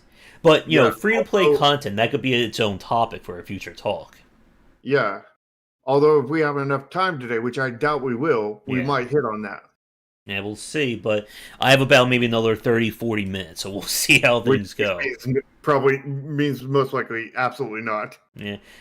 But to bring this back, when we talk about trying to get people into Rat's comment about, lower price games, that it's very hard, I think, to make that sale alluring, because that's ultimately the part about this. It is a marketing tactic. You see a $60 game, and all of a sudden you see, 80% off or 50% off, and now it's $30 or $15. That gets people very excited. And part of what makes this so difficult is that it basically throws the whole, price to quality equation completely out the window. Like, case in point, Auction Not Included is $12. Doom Eternal, a AAA game, is $16 right now. So, who has more quality to it? My vote would go to Oxygen Not Included, but yeah. Yeah. But like the Doom Eternal one looks more attractive because it's a higher percentage per consumer kind of thing, and But technically, Auction Not Included is a greater final price or a lower final price. Yeah, and the thing is like, I mean, you see the examples of this in real world, and you see some examples on Steam and such of this kind of thing. To where developers will raise the price, or Best Buy or whoever will raise the price to put a bigger discount. Like this camera sells for $150 normally. Let's mark it all the way up to $250, and then we'll put a 50% discount on it, and it looks really fucking good because it's like, wow, that is a. I'm only paying $125 for this $250 camera when in reality it's only $150 counter. Or even worse, when they when they raise it up to 250, and then or let's just say 300 because that's the easier number to deal with, and then they put like a 40% sell on it, and it's like that's more expensive than their original. Yeah, you could just get it not on sale at the regular price, and it'll be about $30 cheaper. But it looks attractive because it's 50% off, and it's marketing selling tactics that are really abusive in the market, kind of thing. And you do see some of that in the games industry, and it's not a good thing. It's definitely not a good thing, and very anti-consumer. But like, like I'm sure places like Walmart are pretty guilty at doing stuff like that. Like I haven't, I don't look for that kind of thing. I know it happens. I'm assuming it happens at Walmart. I know for a fact that it happens at most big businesses. So like, there's a smoking gun everywhere throughout the industry, kind of thing. And so I don't need 100% proof. I just know it's out there, kind of thing. Been proven many, many times. And to Foreign's point, that again, the whole time value, that's another topic right there. There's way too much to get into for that. And we kind of already did get into that in the past video. Yeah. Time versus price. And like we've said, a lot of this is about psychology of what that sale means. And it's very easy to manipulate somebody into spending, like for instance, I'm looking at Finacle right now, and they're selling some kind of racing game at 90% off. So it goes from $50 to $4.99. And there are probably a lot of people who will buy that game sight unseen just on that price tag alone. Because you're priced... What was that? Was that another Marvel Avengers? Was that the Marvel Avengers of racing games? Yeah. Don't know. We were going to see Marvel Avengers on sale for $4.99. Oh yes. I wouldn't pay $4.99 for that game. I wouldn't pay 99 cents for that game. I wouldn't even pay like 100% off. Like they would have to pay me to play that game. That so bad. Like why would I pay anything for it? But people will see those sales. They will absolutely buy it, saying, "Oh, this is a good deal." Because I meant, like, if their price was a decent price to begin with, yeah, that was a good deal. But the fact is, the quality of the game is very, very low in a lot of ways, and it's not worth anything basically. But it's that perceived value that consumers get from that, and more savvy customers are or consumers or whatever you want to call them are more resistant to that kind of thing. But like it's a gray scale of how you go up and how much of how much is enough to push over for that one consumer to buy into it, kind of thing. Yeah. And like we said, like there are people who will just buy these games on sale. Like they don't really care about, playing the game. Like I know you talked about this before, Shark, with people who will just buy games to collect them. They will probably never touch the game. They may just touch it to get the opening achievement, and that's it. Yeah. With my earlier example, but with the word of the day, with the 100 copies selling at the drop of a hat that one day kind of thing, after only selling like 27 copies before that. Well, the thing is we actually had a way to monitor that in Steam, and in Steam, out of those 100 people that bought the game, only one person out of the 100 even booted the game. And that one person, I know exactly who they are because they left a review on the Steam page like a day or so after that. Yep. And again, like on one hand, some people think that's really great. You got 99 sales of people who didn't even touch your game. But the problem, though, as we've said, is that if you're trying to build yourself as a studio, you need people to play your game. Yeah, like I need people to buy the game so I have money to operate. But 100 copies is definitely not enough to even break even with my LLC cost, because that was like $5,000, and like my total sales, after Steam's percentage and everything, before Steam's percentage and everything, it was like $1,400. Afterwards, Steam and base level taxes, it was only $700, and it cost me $5,000 to do my baseline LLC, or not my baseline, but the current full cost of the LLC, which is still going up, mind you. And and it also does not include anything from the actual making of the game or the 2.5 years of work that went into it, kind of thing. So like none of that's even considered. And that 100 copies, is a drop in the bucket, but it was something, because it boosted us from from, I think we were at like $95 or something, and Steam will not give you the red cent until you hit 100. Oh yes.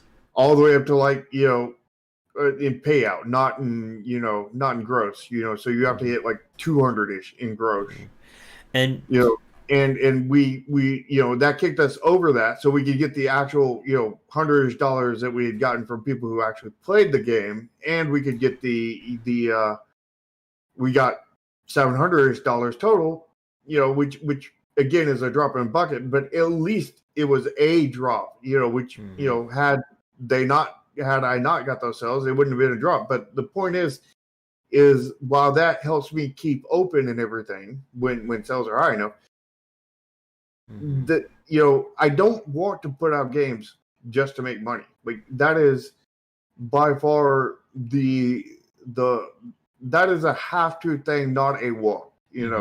It's like I don't want to breathe oxygen. I have to breathe oxygen in order to live. There's no enjoyment I get out of breathing oxygen, and breathing oxygen is making money off your game, kind of thing. And I'm desperately gasping for air at this moment because I'm not getting enough oxygen. But like what I want, I want that new toy, or new video game or new car or whatever it is. And what I want in development is I want people to play my game. And more importantly, I want them to enjoy it when they're playing. I want them to have a positive experience, a positive and good experience for playing it. And I want them to be attached. I want them to join my community. I want them to join my Discord. Links down in the description. Join it right now. Yeah, you need, and like we've said, and I'm putting this in my post I'm going to put up this week, that ultimately you need to grow if you want to survive in this industry. And one game, unless of course you sell Minecraft or Fortnite numbers, is not going to do it for you. Yeah. And this is part of the issue that we talk about. That, and I think Rats may have said this. No. Amir said this. That sales has to lead to sales after. Like, you need to grow a fan base. If 500 people buy your game on sale and never touch it, those 500 people aren't coming back for your next game. Nope. And I guess here's an interesting point that I want to touch on, is the difference between, kind of like the sales strategy when your game is popular. Because what we see are often two different strategies. And when we're talking about popular, we mean, big name games. Stuff like Crusader Kings, Disco Elysium, Sekiro, Doom, what was that? Oxygen not included. Yeah. Factorio. Games that are incredibly popular to begin with. And what these developers will do is usually one of two strategies. They will go for very minuscule sales, maybe 15%, 20% off, something like that. Just kind of enough to say, hey, this amazing game that won all these awards, you get a little bit off now, so maybe you can check it out. Or they'll go all in. This is when we get like 60, 70, 80% off. And then it's like, oh my god, this amazing game and one game of the year, you can get it for $10 now. Why haven't you picked it up? Yeah. And there's another aspect to that. Like this is personally the one I like the best. And I don't know if this performs the best, but this is what I like the best. Is like when you go on sale, you don't just keep that price, kind of thing. it's you when you set a sell price, it's like this year we're going to be in this range kind of thing. We're going to be from like, I don't know, like 20% off to like 10% off, or maybe even 5% off, and probably not 5 because that's probably pretty far frowned upon. But from like 10 to 20. So like maybe you release and you give everybody like a 15% at release to really kick up that day one sales. But then your next sell is like at 10. And then your next sell is like at maybe 15 or something, and then you go back to 10. And then maybe you have this one that goes down to 20, and then you go back to 10 and then 15, and you're really dancing in that area kind of thing. And then once you get to a certain point kind of thing, then you move that scale down a little bit. Now you're dancing between like, I don't know, like 40 and 20 kind of thing.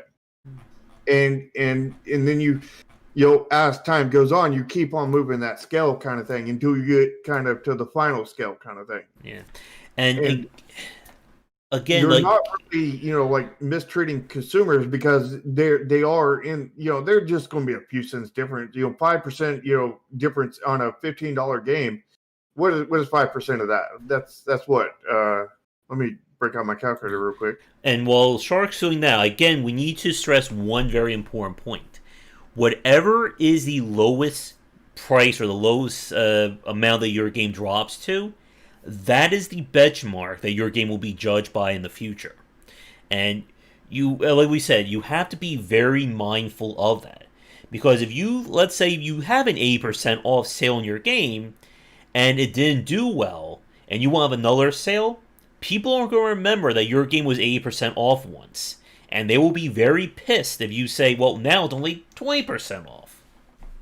So on a $15 game, it's 75 cents. Yeah.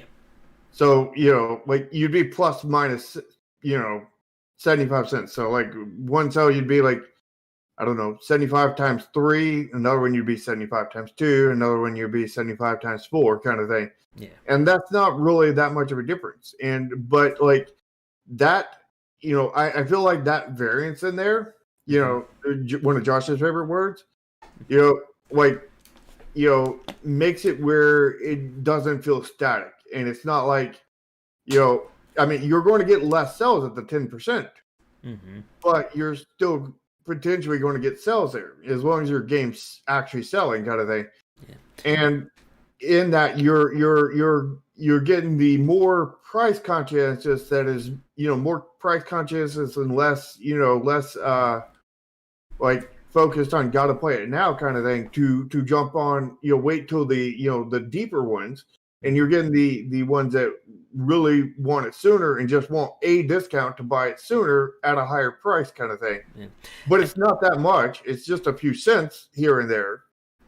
Yeah. But once you put your game like at 50%, like nobody's going to buy your game at 10% off. Like nobody's going to touch that. Yeah, basically. Like there are so many tools on there on the internet that will tell you absolutely, that this is the lowest price they had, yes. and you as long as you're in that area kind of bouncing back and forth, people will be like, yeah, the lowest price was 20% off, but that was, like 6 months ago kind of thing. And the lowest price in the last like 3 months has been like 15% off, and it's for 15% off right now. I'm going to go ahead and do it kind of thing. Yeah. And you have to be, and like to that point, you have to be really careful when you go for very big sales. Like, again, like going from, my game is 20% off, now it's 95% off. Yeah, once your game goes 95% off, unless you're AAA kind of thing, there's no way to ever get more than maybe 80% off, for your game. Your game is now, you devalued your game kind of thing. Yeah, and that's exactly what we were just talking about with Mr. Game in Chat's comment. That you don't want to start off with so high of a sale that nobody will ever touch your game otherwise. And also keep in mind that there are secondary markets, that will definitely buy your game. Like they'll buy like 200 copies of your game at 99 95% off, and then they will put it up on, you know, a secondary market like ones we won't mention here because they're too crap. Yeah. And they'll sell your game, and for like, you know, I don't know, like 80% off or something, and they'll sell it, and they'll sell all those keys over time, and you know, because they're at 80% off, and you're selling your game, you know, you discount your game again to like 60% off. Why would they buy, unless they're very wary of that site? Why would they buy from you at 50 or 60% off when they can buy it from them right this second for 80% off? Yeah. And I have two comments I want to touch on. The one that Foreign said about people don't want to spend $5 on your game is because the game doesn't seem worth their time. And again, like, that's what we're saying when it comes to, you know, what the content of your game is. And why AAA games tend to do really well with huge discounts. Because, like we've said before, AAA, despite, you know, how we make jokes and, you know, we talk about it all the time, it has a level of prestige that comes with it. That when you see Nintendo stamp or EA stamp or any major studio's name on a game, that means something to people. So that when they see like, for instance, like Nintendo can have a 10% off sale and people will lose their minds. Like, it's very rare to see Nintendo do a major deep sale on their games. Like, if you ever see a, you know, first party Mario game for like $20, that's huge. Yeah, you really the only time you see that kind of discount is like when you go to Walmart and they're just like, the game is pretty dang old and they just have like tons and tons of copies that they need to get rid of, but it's only at that one location, not like at every location. Oh, yeah, I had to do that to find a copy of not Skyward Sword. Oh no, the Wind Waker that was for the Wii that I had to find for like $20, and it was at like one Kmart in a specific part that you had to order it online, even though the old online order doesn't have it, but they have it in store. And I had to get into a huge fight in the Kmart to get that game for $20. And Amir brings up a good point about the perceived value, about raising prices and whatnot. And yeah, I mean, the only way you can actually raise your base price of your game is by you know, being in like early access or something, and you know, slowly, as you add content, you slowly boost the price. You know, and here's a massive content update. Now the game costs $5 more, kind of thing. And don't forget Shovel Knight, that they're now pricing their game, I think it was like $40 or $50, and calling it the Treasure Trove Edition, and that includes all the DLC that they put together. And like we said at the start, there are going to be exceptions to like everything that we say. And we have seen games that will raise their price up after being released.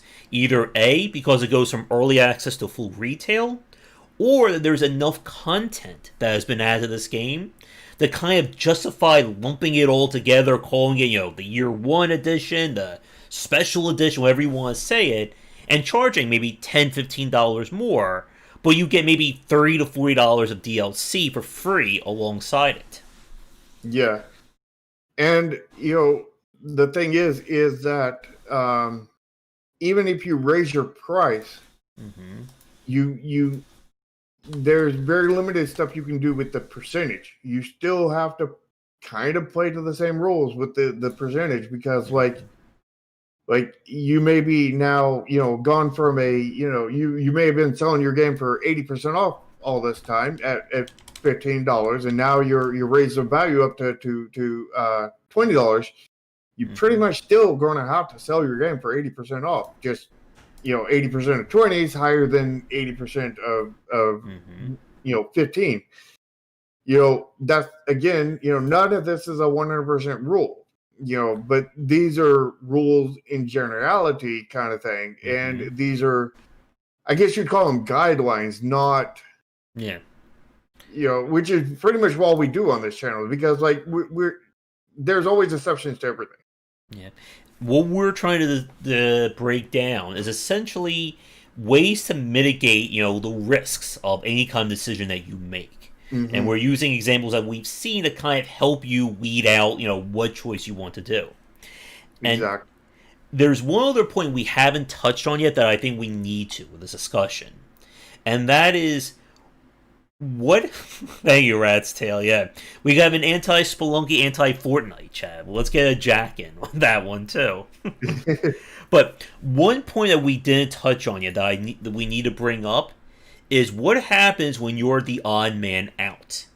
And we see this almost every time there's either a major sale or like a special category of sales. The horror sale, the visual novel sale, the ludonarrative sale, however you want to describe it.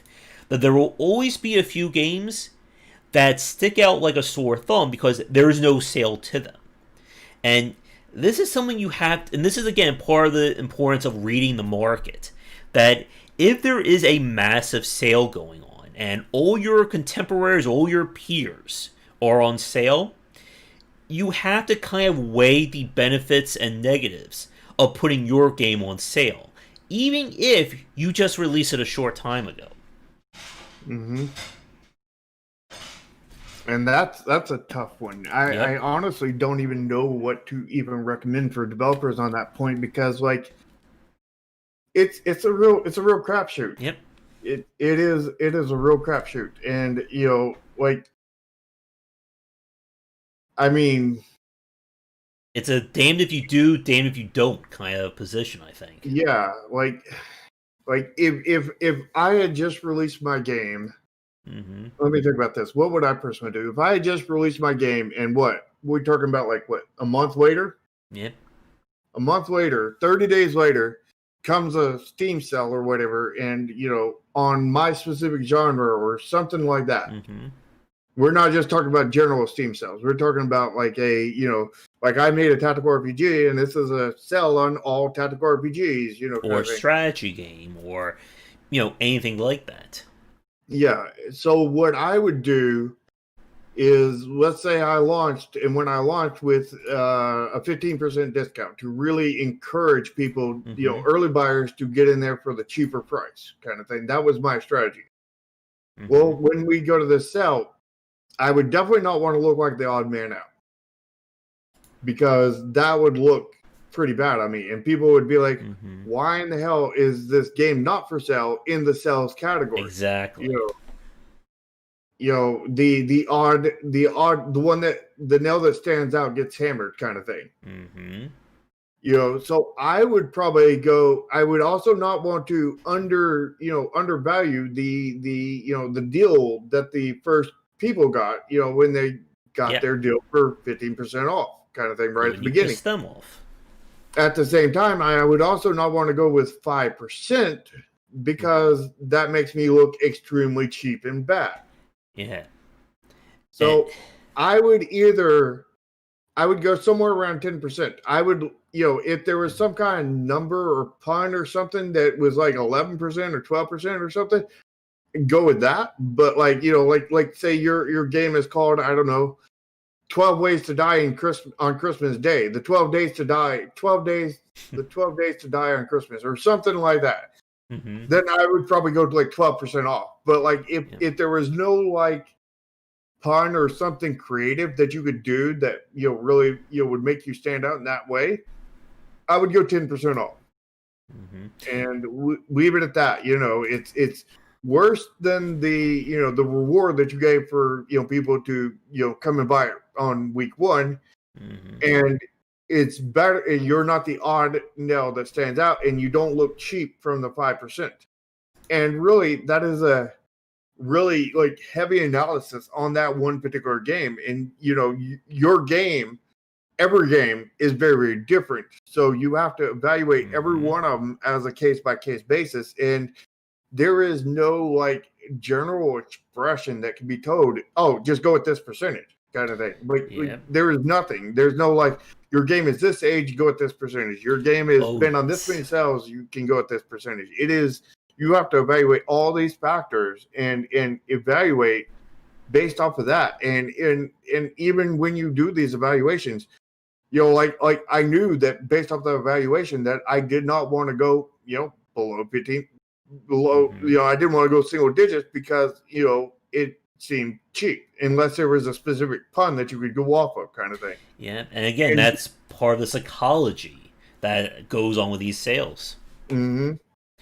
And yeah, man, you can have like free trials, prologues, demos. I think that's obviously another market, another topic to discuss. Yeah, that is another topic, but that would definitely tie into this. Yeah. Well, technically, like every topic ties into it because, like, when we're talking about game development, it's not the like this thing is on its own, this thing's on its own. It's kind of like the 7 degrees of Kevin Bacon, but it's the 7 degrees of game development. From any topic, you can get to any other topic in game development. That could be another video series for us. There we go. I think you just came with a new video series, Shark. The 7 degrees of game development? Yeah. And another point about this, and this is something that when I speak to a lot of publishers and kind of developers who are, fairly established in their careers, you have to understand the major sales seasons and release your games accordingly. Because it doesn't matter if you release your game the day before Christmas or the day before the holiday sale. People are going to look, again, like Shark said, they're going to look for the games that stick out and in the wrong way when it comes to these. And you have to be very mindful of game releases. This is why we see a lot of AAA developers, again, they push their biggest games like September, October, because they want those games out there, they want those games being recognized, so that when it comes time for, November, December, end of the year, holiday sale season, that they can put those games on sale because they are fresh in those players' minds. Yeah. And, again, as an indie kind of thing, you want to avoid releasing when AAA is just going to be everywhere. Oh, yes. Which will be Christmas season, from like basically post-August to, basically, like you don't want to release, pretty much don't want to release a game anywhere between any date in September, October, November, December. It's very risky in January, very risky in February. March is really your first real month, but there's risk on every single month. And then, that's just avoiding the AAA. Then you have to contend with indies that you have to go against, kind of thing. Not really go against, but it's not that you're competing with the indies. It's you're competing with customers' time. Yep. Because like, even if the customer buys your game, kind of thing, there is so many games in my Steam library, and I'm sure Josh's library too, that we bought, and we really wanted to play, that we have not played. Yeah, I don't have 955 games in my Steam library that I haven't played yet. Yeah. I mean, like, of course, we're of course, again, the real exception to the rule, but there are plenty of people out there that have similar issues. Yeah. And, there's also some people out there that only have like I think according to a survey done recently, the average Steam user only has 7 games. but how many of those average users are people who get Steam, play, to download one free-to-play game, and just play that one free-to-play game and never actually look at anything on Steam. And, I think that kind of consumer really distorts those numbers, kind of thing. And again, a backlog is a backlog. It doesn't matter if it's 3 games we're talking about, 3,000 games. If people have a fixed amount of time they can spend on games, that's just, life. And I want to build off what Shark said about competing with other indies or competing with other companies. That, like we said, once you become established, you kind of become a marketing force onto yourself. For instance, like with Klei Entertainment, if Klei is releasing a new game, it doesn't matter what genre your game is or who you are, you shouldn't be releasing a game the same day or even the same week as another Clay Entertainment game. And you have to, again, be mindful of this. And we've seen developers who will purposely delay or, fast forward their game's release to avoid another developer. Like, for instance, like right now, everyone is talking about Cyberpunk. And it doesn't matter if you have a Cyberpunk game or not. You shouldn't be releasing your game the same week Cyberpunk comes out. Probably even you probably don't want to release it within a month of it coming out either. Mm-hmm. Because everybody in that month after it comes out is going to be playing Cyberpunk 2077. And if they're into that thing anyway. But, a very big asterisk that I need to apply to yours is, it's not that you just need to avoid that week kind of thing of when Clay Entertainment does. You want to avoid that week if you're releasing any game that is remotely even slightly similar to it. But if you're just a completely different game, like a Call of Duty, kind of thing, releasing it the same day as them, no effect on you. None at all. But if you're releasing a game, let's just say that Factorio is coming out. Let's just say that Factorio is coming out on the same day that Oxygen Not Included is coming out.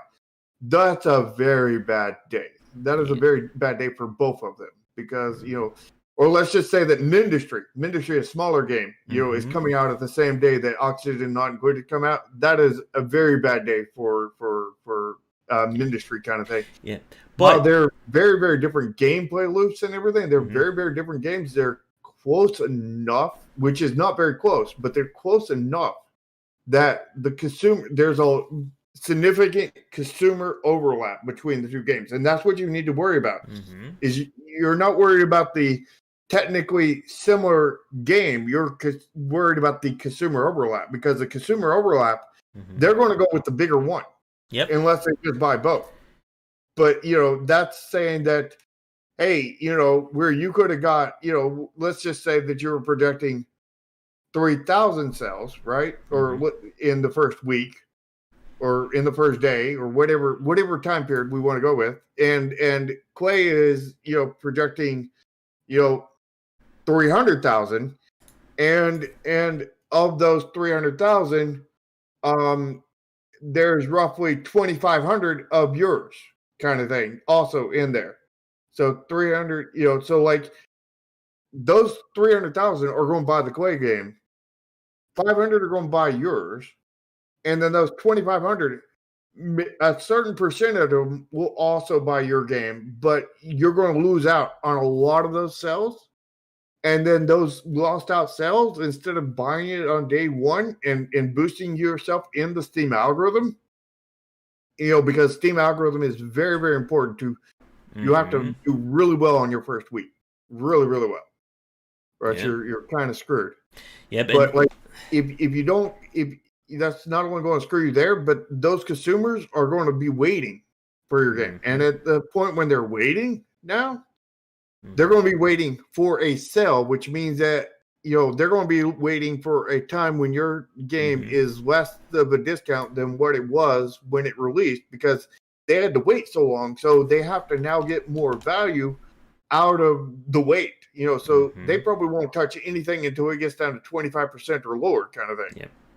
Which means that you just screwed yourself out of 10% of that 2,500-ish people that you got in there. You screwed yourself out because of that release date. Yeah.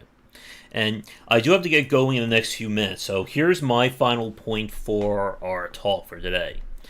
That when it comes to these kinds of game sales, or just sales in general, you have to understand that once these games are out there, you have to be very mindful of exactly, I guess, how much value your game retains at full price. When we talk about the game industry 10, 15 years ago, it was considered common knowledge that a game had viability at full price, we could say maybe 45 to 60 days after release. 10 years ago, that was maybe 30 to 45 days. Today, I would assume that's less. And what we've seen is that you have a very, and like Shark said with the Steam algorithm, you have a very narrow window in terms of getting noticed on Steam just organically. And if you're not careful, you can easily mess up when it comes to getting the notoriety. There's a reason why people tend to jump when there's these major sales or theme sales. There was a recent sale on Steam, I think that was specific about a specific region in England, or what was it? I just saw it on, here it is, the Guildford sale, or all the games made by developers in that area. And this is why we talk about marketing as such an important point. That you have to understand how the market responds to games as well as how it responds to game sales. And if you don't do this, you are kind of killing your game. You're cutting it at the ankles in terms of people knowing about it. And again, I want to stress this point that once your game goes on sale, that will set a permanent precedent going forward. Yeah, thank you, Amir. And this is why when we see companies like Factorio or the Battle Brothers developers who say that they will not put like certain things on sale, you have to stick with that. Once you've kind of, put your stamp down, that's going to be your rule going forward. Because if you renege on that or you go back, you're going to anger a lot of people who trusted you to begin with. Not only that, not only you will anger a lot of people, but you're going to undermine everything you say after that because you lied. Mm-hmm. And yet, or you reneged, and even even a renege is for them is counted as a lie, or at least somebody who is not trustworthy. And I told them that when I did that sale and everything, or after the sale on Halloween, I was like, there won't be any more sales before the game gets removed from market. And they kept on, like, so many people kept on begging for 90% off every day for a while, kind of thing. After that point, and I did not go on sale. Like I had a company reach out to me that at that point was not somebody who was well known because they were just starting out. I forget the name of their. What was that one that did the free coins every day that they stopped? You did the free coins. You had the game of the day kind of thing that would be on sale. Was that the Gamergate store? No. Don't know. But there was one like that, and they got to be pretty big and everything, and until they stopped doing their free coins every day. Log in and check out the game that's on sale for that day, and but they were really big and everything. And when they first started, and everything, they contacted me. I was one of the first people they actually contacted, and I didn't even know they existed, kind of thing.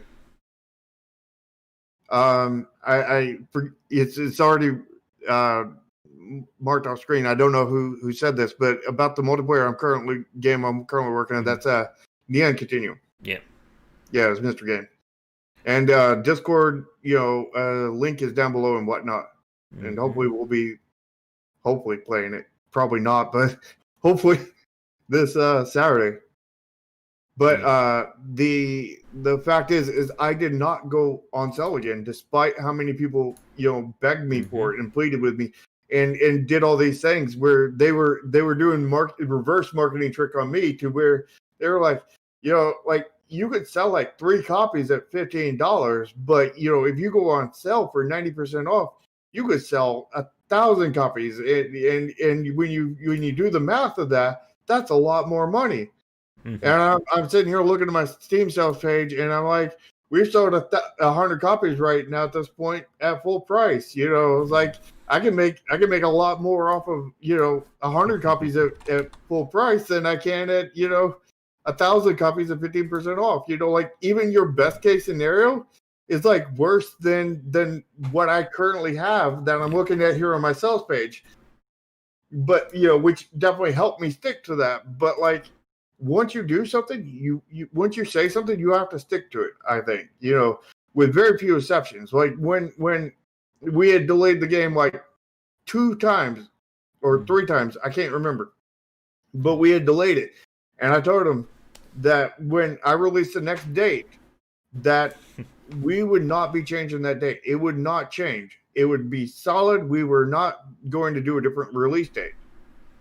And then that was the time in 2018 when Steam did not tell us developers when the Steam summer sale was going to be. And guess what? It was 4 weeks before the game came out, but it went on for 3 weeks.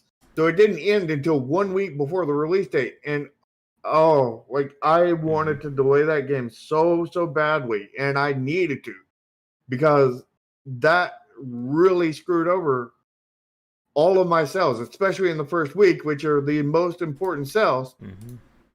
And I needed to, I wanted to, and I didn't, because I wanted to stay true to my word with my consumer base. But I technically should have. I should have broken my word at that point, because the fact is that led to 9 sales. And, with like 1,000 something wish list, and only 9 people picked it up. And that really killed it. And, that was basically the death of the game right there. So, like, yes, you should definitely keep your word at almost every point, but there is a very, very few exceptions. Yeah. When you should probably do it, but like the question is are you going to be displeasing, you have to evaluate, are you going to be displeasing 9 people by doing this delay, or are you going to be disappointing 9,000 people? Because there's a completely different story there. Like, even if your game was going to sell like 300,000 copies versus, the other, if the same percentage scale is there, you still have to, deal with the core number. Is it 9 or is it 9,000? Like, if you multiply both numbers by 1,000 kind of thing, you're going to have to definitely, shy away more from the delay on the 9,000, and that's kind of the painful part of it. Yeah. You're going to have to screw over but that's, like, I didn't know. I don't have a history of watching for Steam sales and whatnot, and I didn't know. And this is what we were talking about before, about being very eye on the industry and watching everything that happens. Because, like, even though Steam did not tell me, several months in advance that there was going to be a Steam sale, I could have looked at the history and seen that there's a Steam summer sale every summer, and it's usually around probably one of these 2 months kind of thing, and just make sure that I do not make that date anywhere in there kind of thing. But I do have to get going for tonight.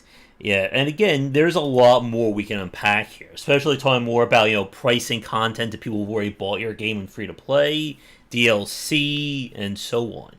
But, and to Hashcheck and to their comments about, there are people who will only buy your game on sale, or they will only buy stuff on sale. And, again, part of the challenge about this is knowing what are the buying habits of the people who are going to play your game. There are some genres, again, like Wargame, 4X, Grand Strategy, that they know that they can price their game at $50, $60, and their market's going to buy it. Because these are games that have years of content to them. Likewise, there are games that you really can only price at $5, $10, $15, because the genre just doesn't really get that much value out of it. And understanding that, again, is another major topic. Yeah, you got to understand your genre, understand your marketplace. And this is why, like I say that, pretty much anybody who is starting out development hasn't, and by starting out development, I don't mean just starting. I mean, you could have been doing it for 20 years. Mm-hmm. Bless you. Excuse me. What I mean is, by starting out, I mean you're not commercially known as a entity. You haven't had one, you haven't had more than one game, commercially succeed. You haven't had, at least one game be a critical success, kind of thing. You haven't had these kind of things. So like you're in a very different place and you can't really, you've got to, go from that kind of point of view. Yeah. All right. But I think that will be our final point for now. I didn't think we were going to go this long on this topic, but there's again that we said about every one of our topics. You do generally. Yeah. Oh yeah, definitely in the war games community there. But we're going to wrap things up for this week's show. As always, you can follow me on Twitter at GWBicer. There is links to my Discord and Patreon down below. And I'll be back later tonight for our regular nightly streams. And, I'm Sharky, and you can find links to my content below. Join my Discord, join my YouTube channel. My Twitter's Nexus Games INC1. And, hopefully, like I said, hopefully we'll be doing some testing and playing of Neon Continuum this Saturday at the dev chat. But don't get your hopes up. But that's my goal, and it's a very, very far shot. And also, if you're not on my YouTube channel, come subscribe to my YouTube channel, which is again links down below. And I do game streams every Tuesday when I don't forget. I do dev streams, which I've been really good at lately, not forgetting. And I do dev streams where I'm working on Neon Continuum every Friday. And then every Sunday I do this show here with Josh. And you can see this on my channel with different layout kind of thing. And you can watch them together. Just make sure you mute one or else it's going to cause a bad echo for you. And we will be back next Sunday around 4:30 ET for our next show. So, as always, come back for delayed discussions on game design here and on Game Wisdom, where examine the art and science of games. Until next time, everybody, have a great rest of your Sunday. See ya.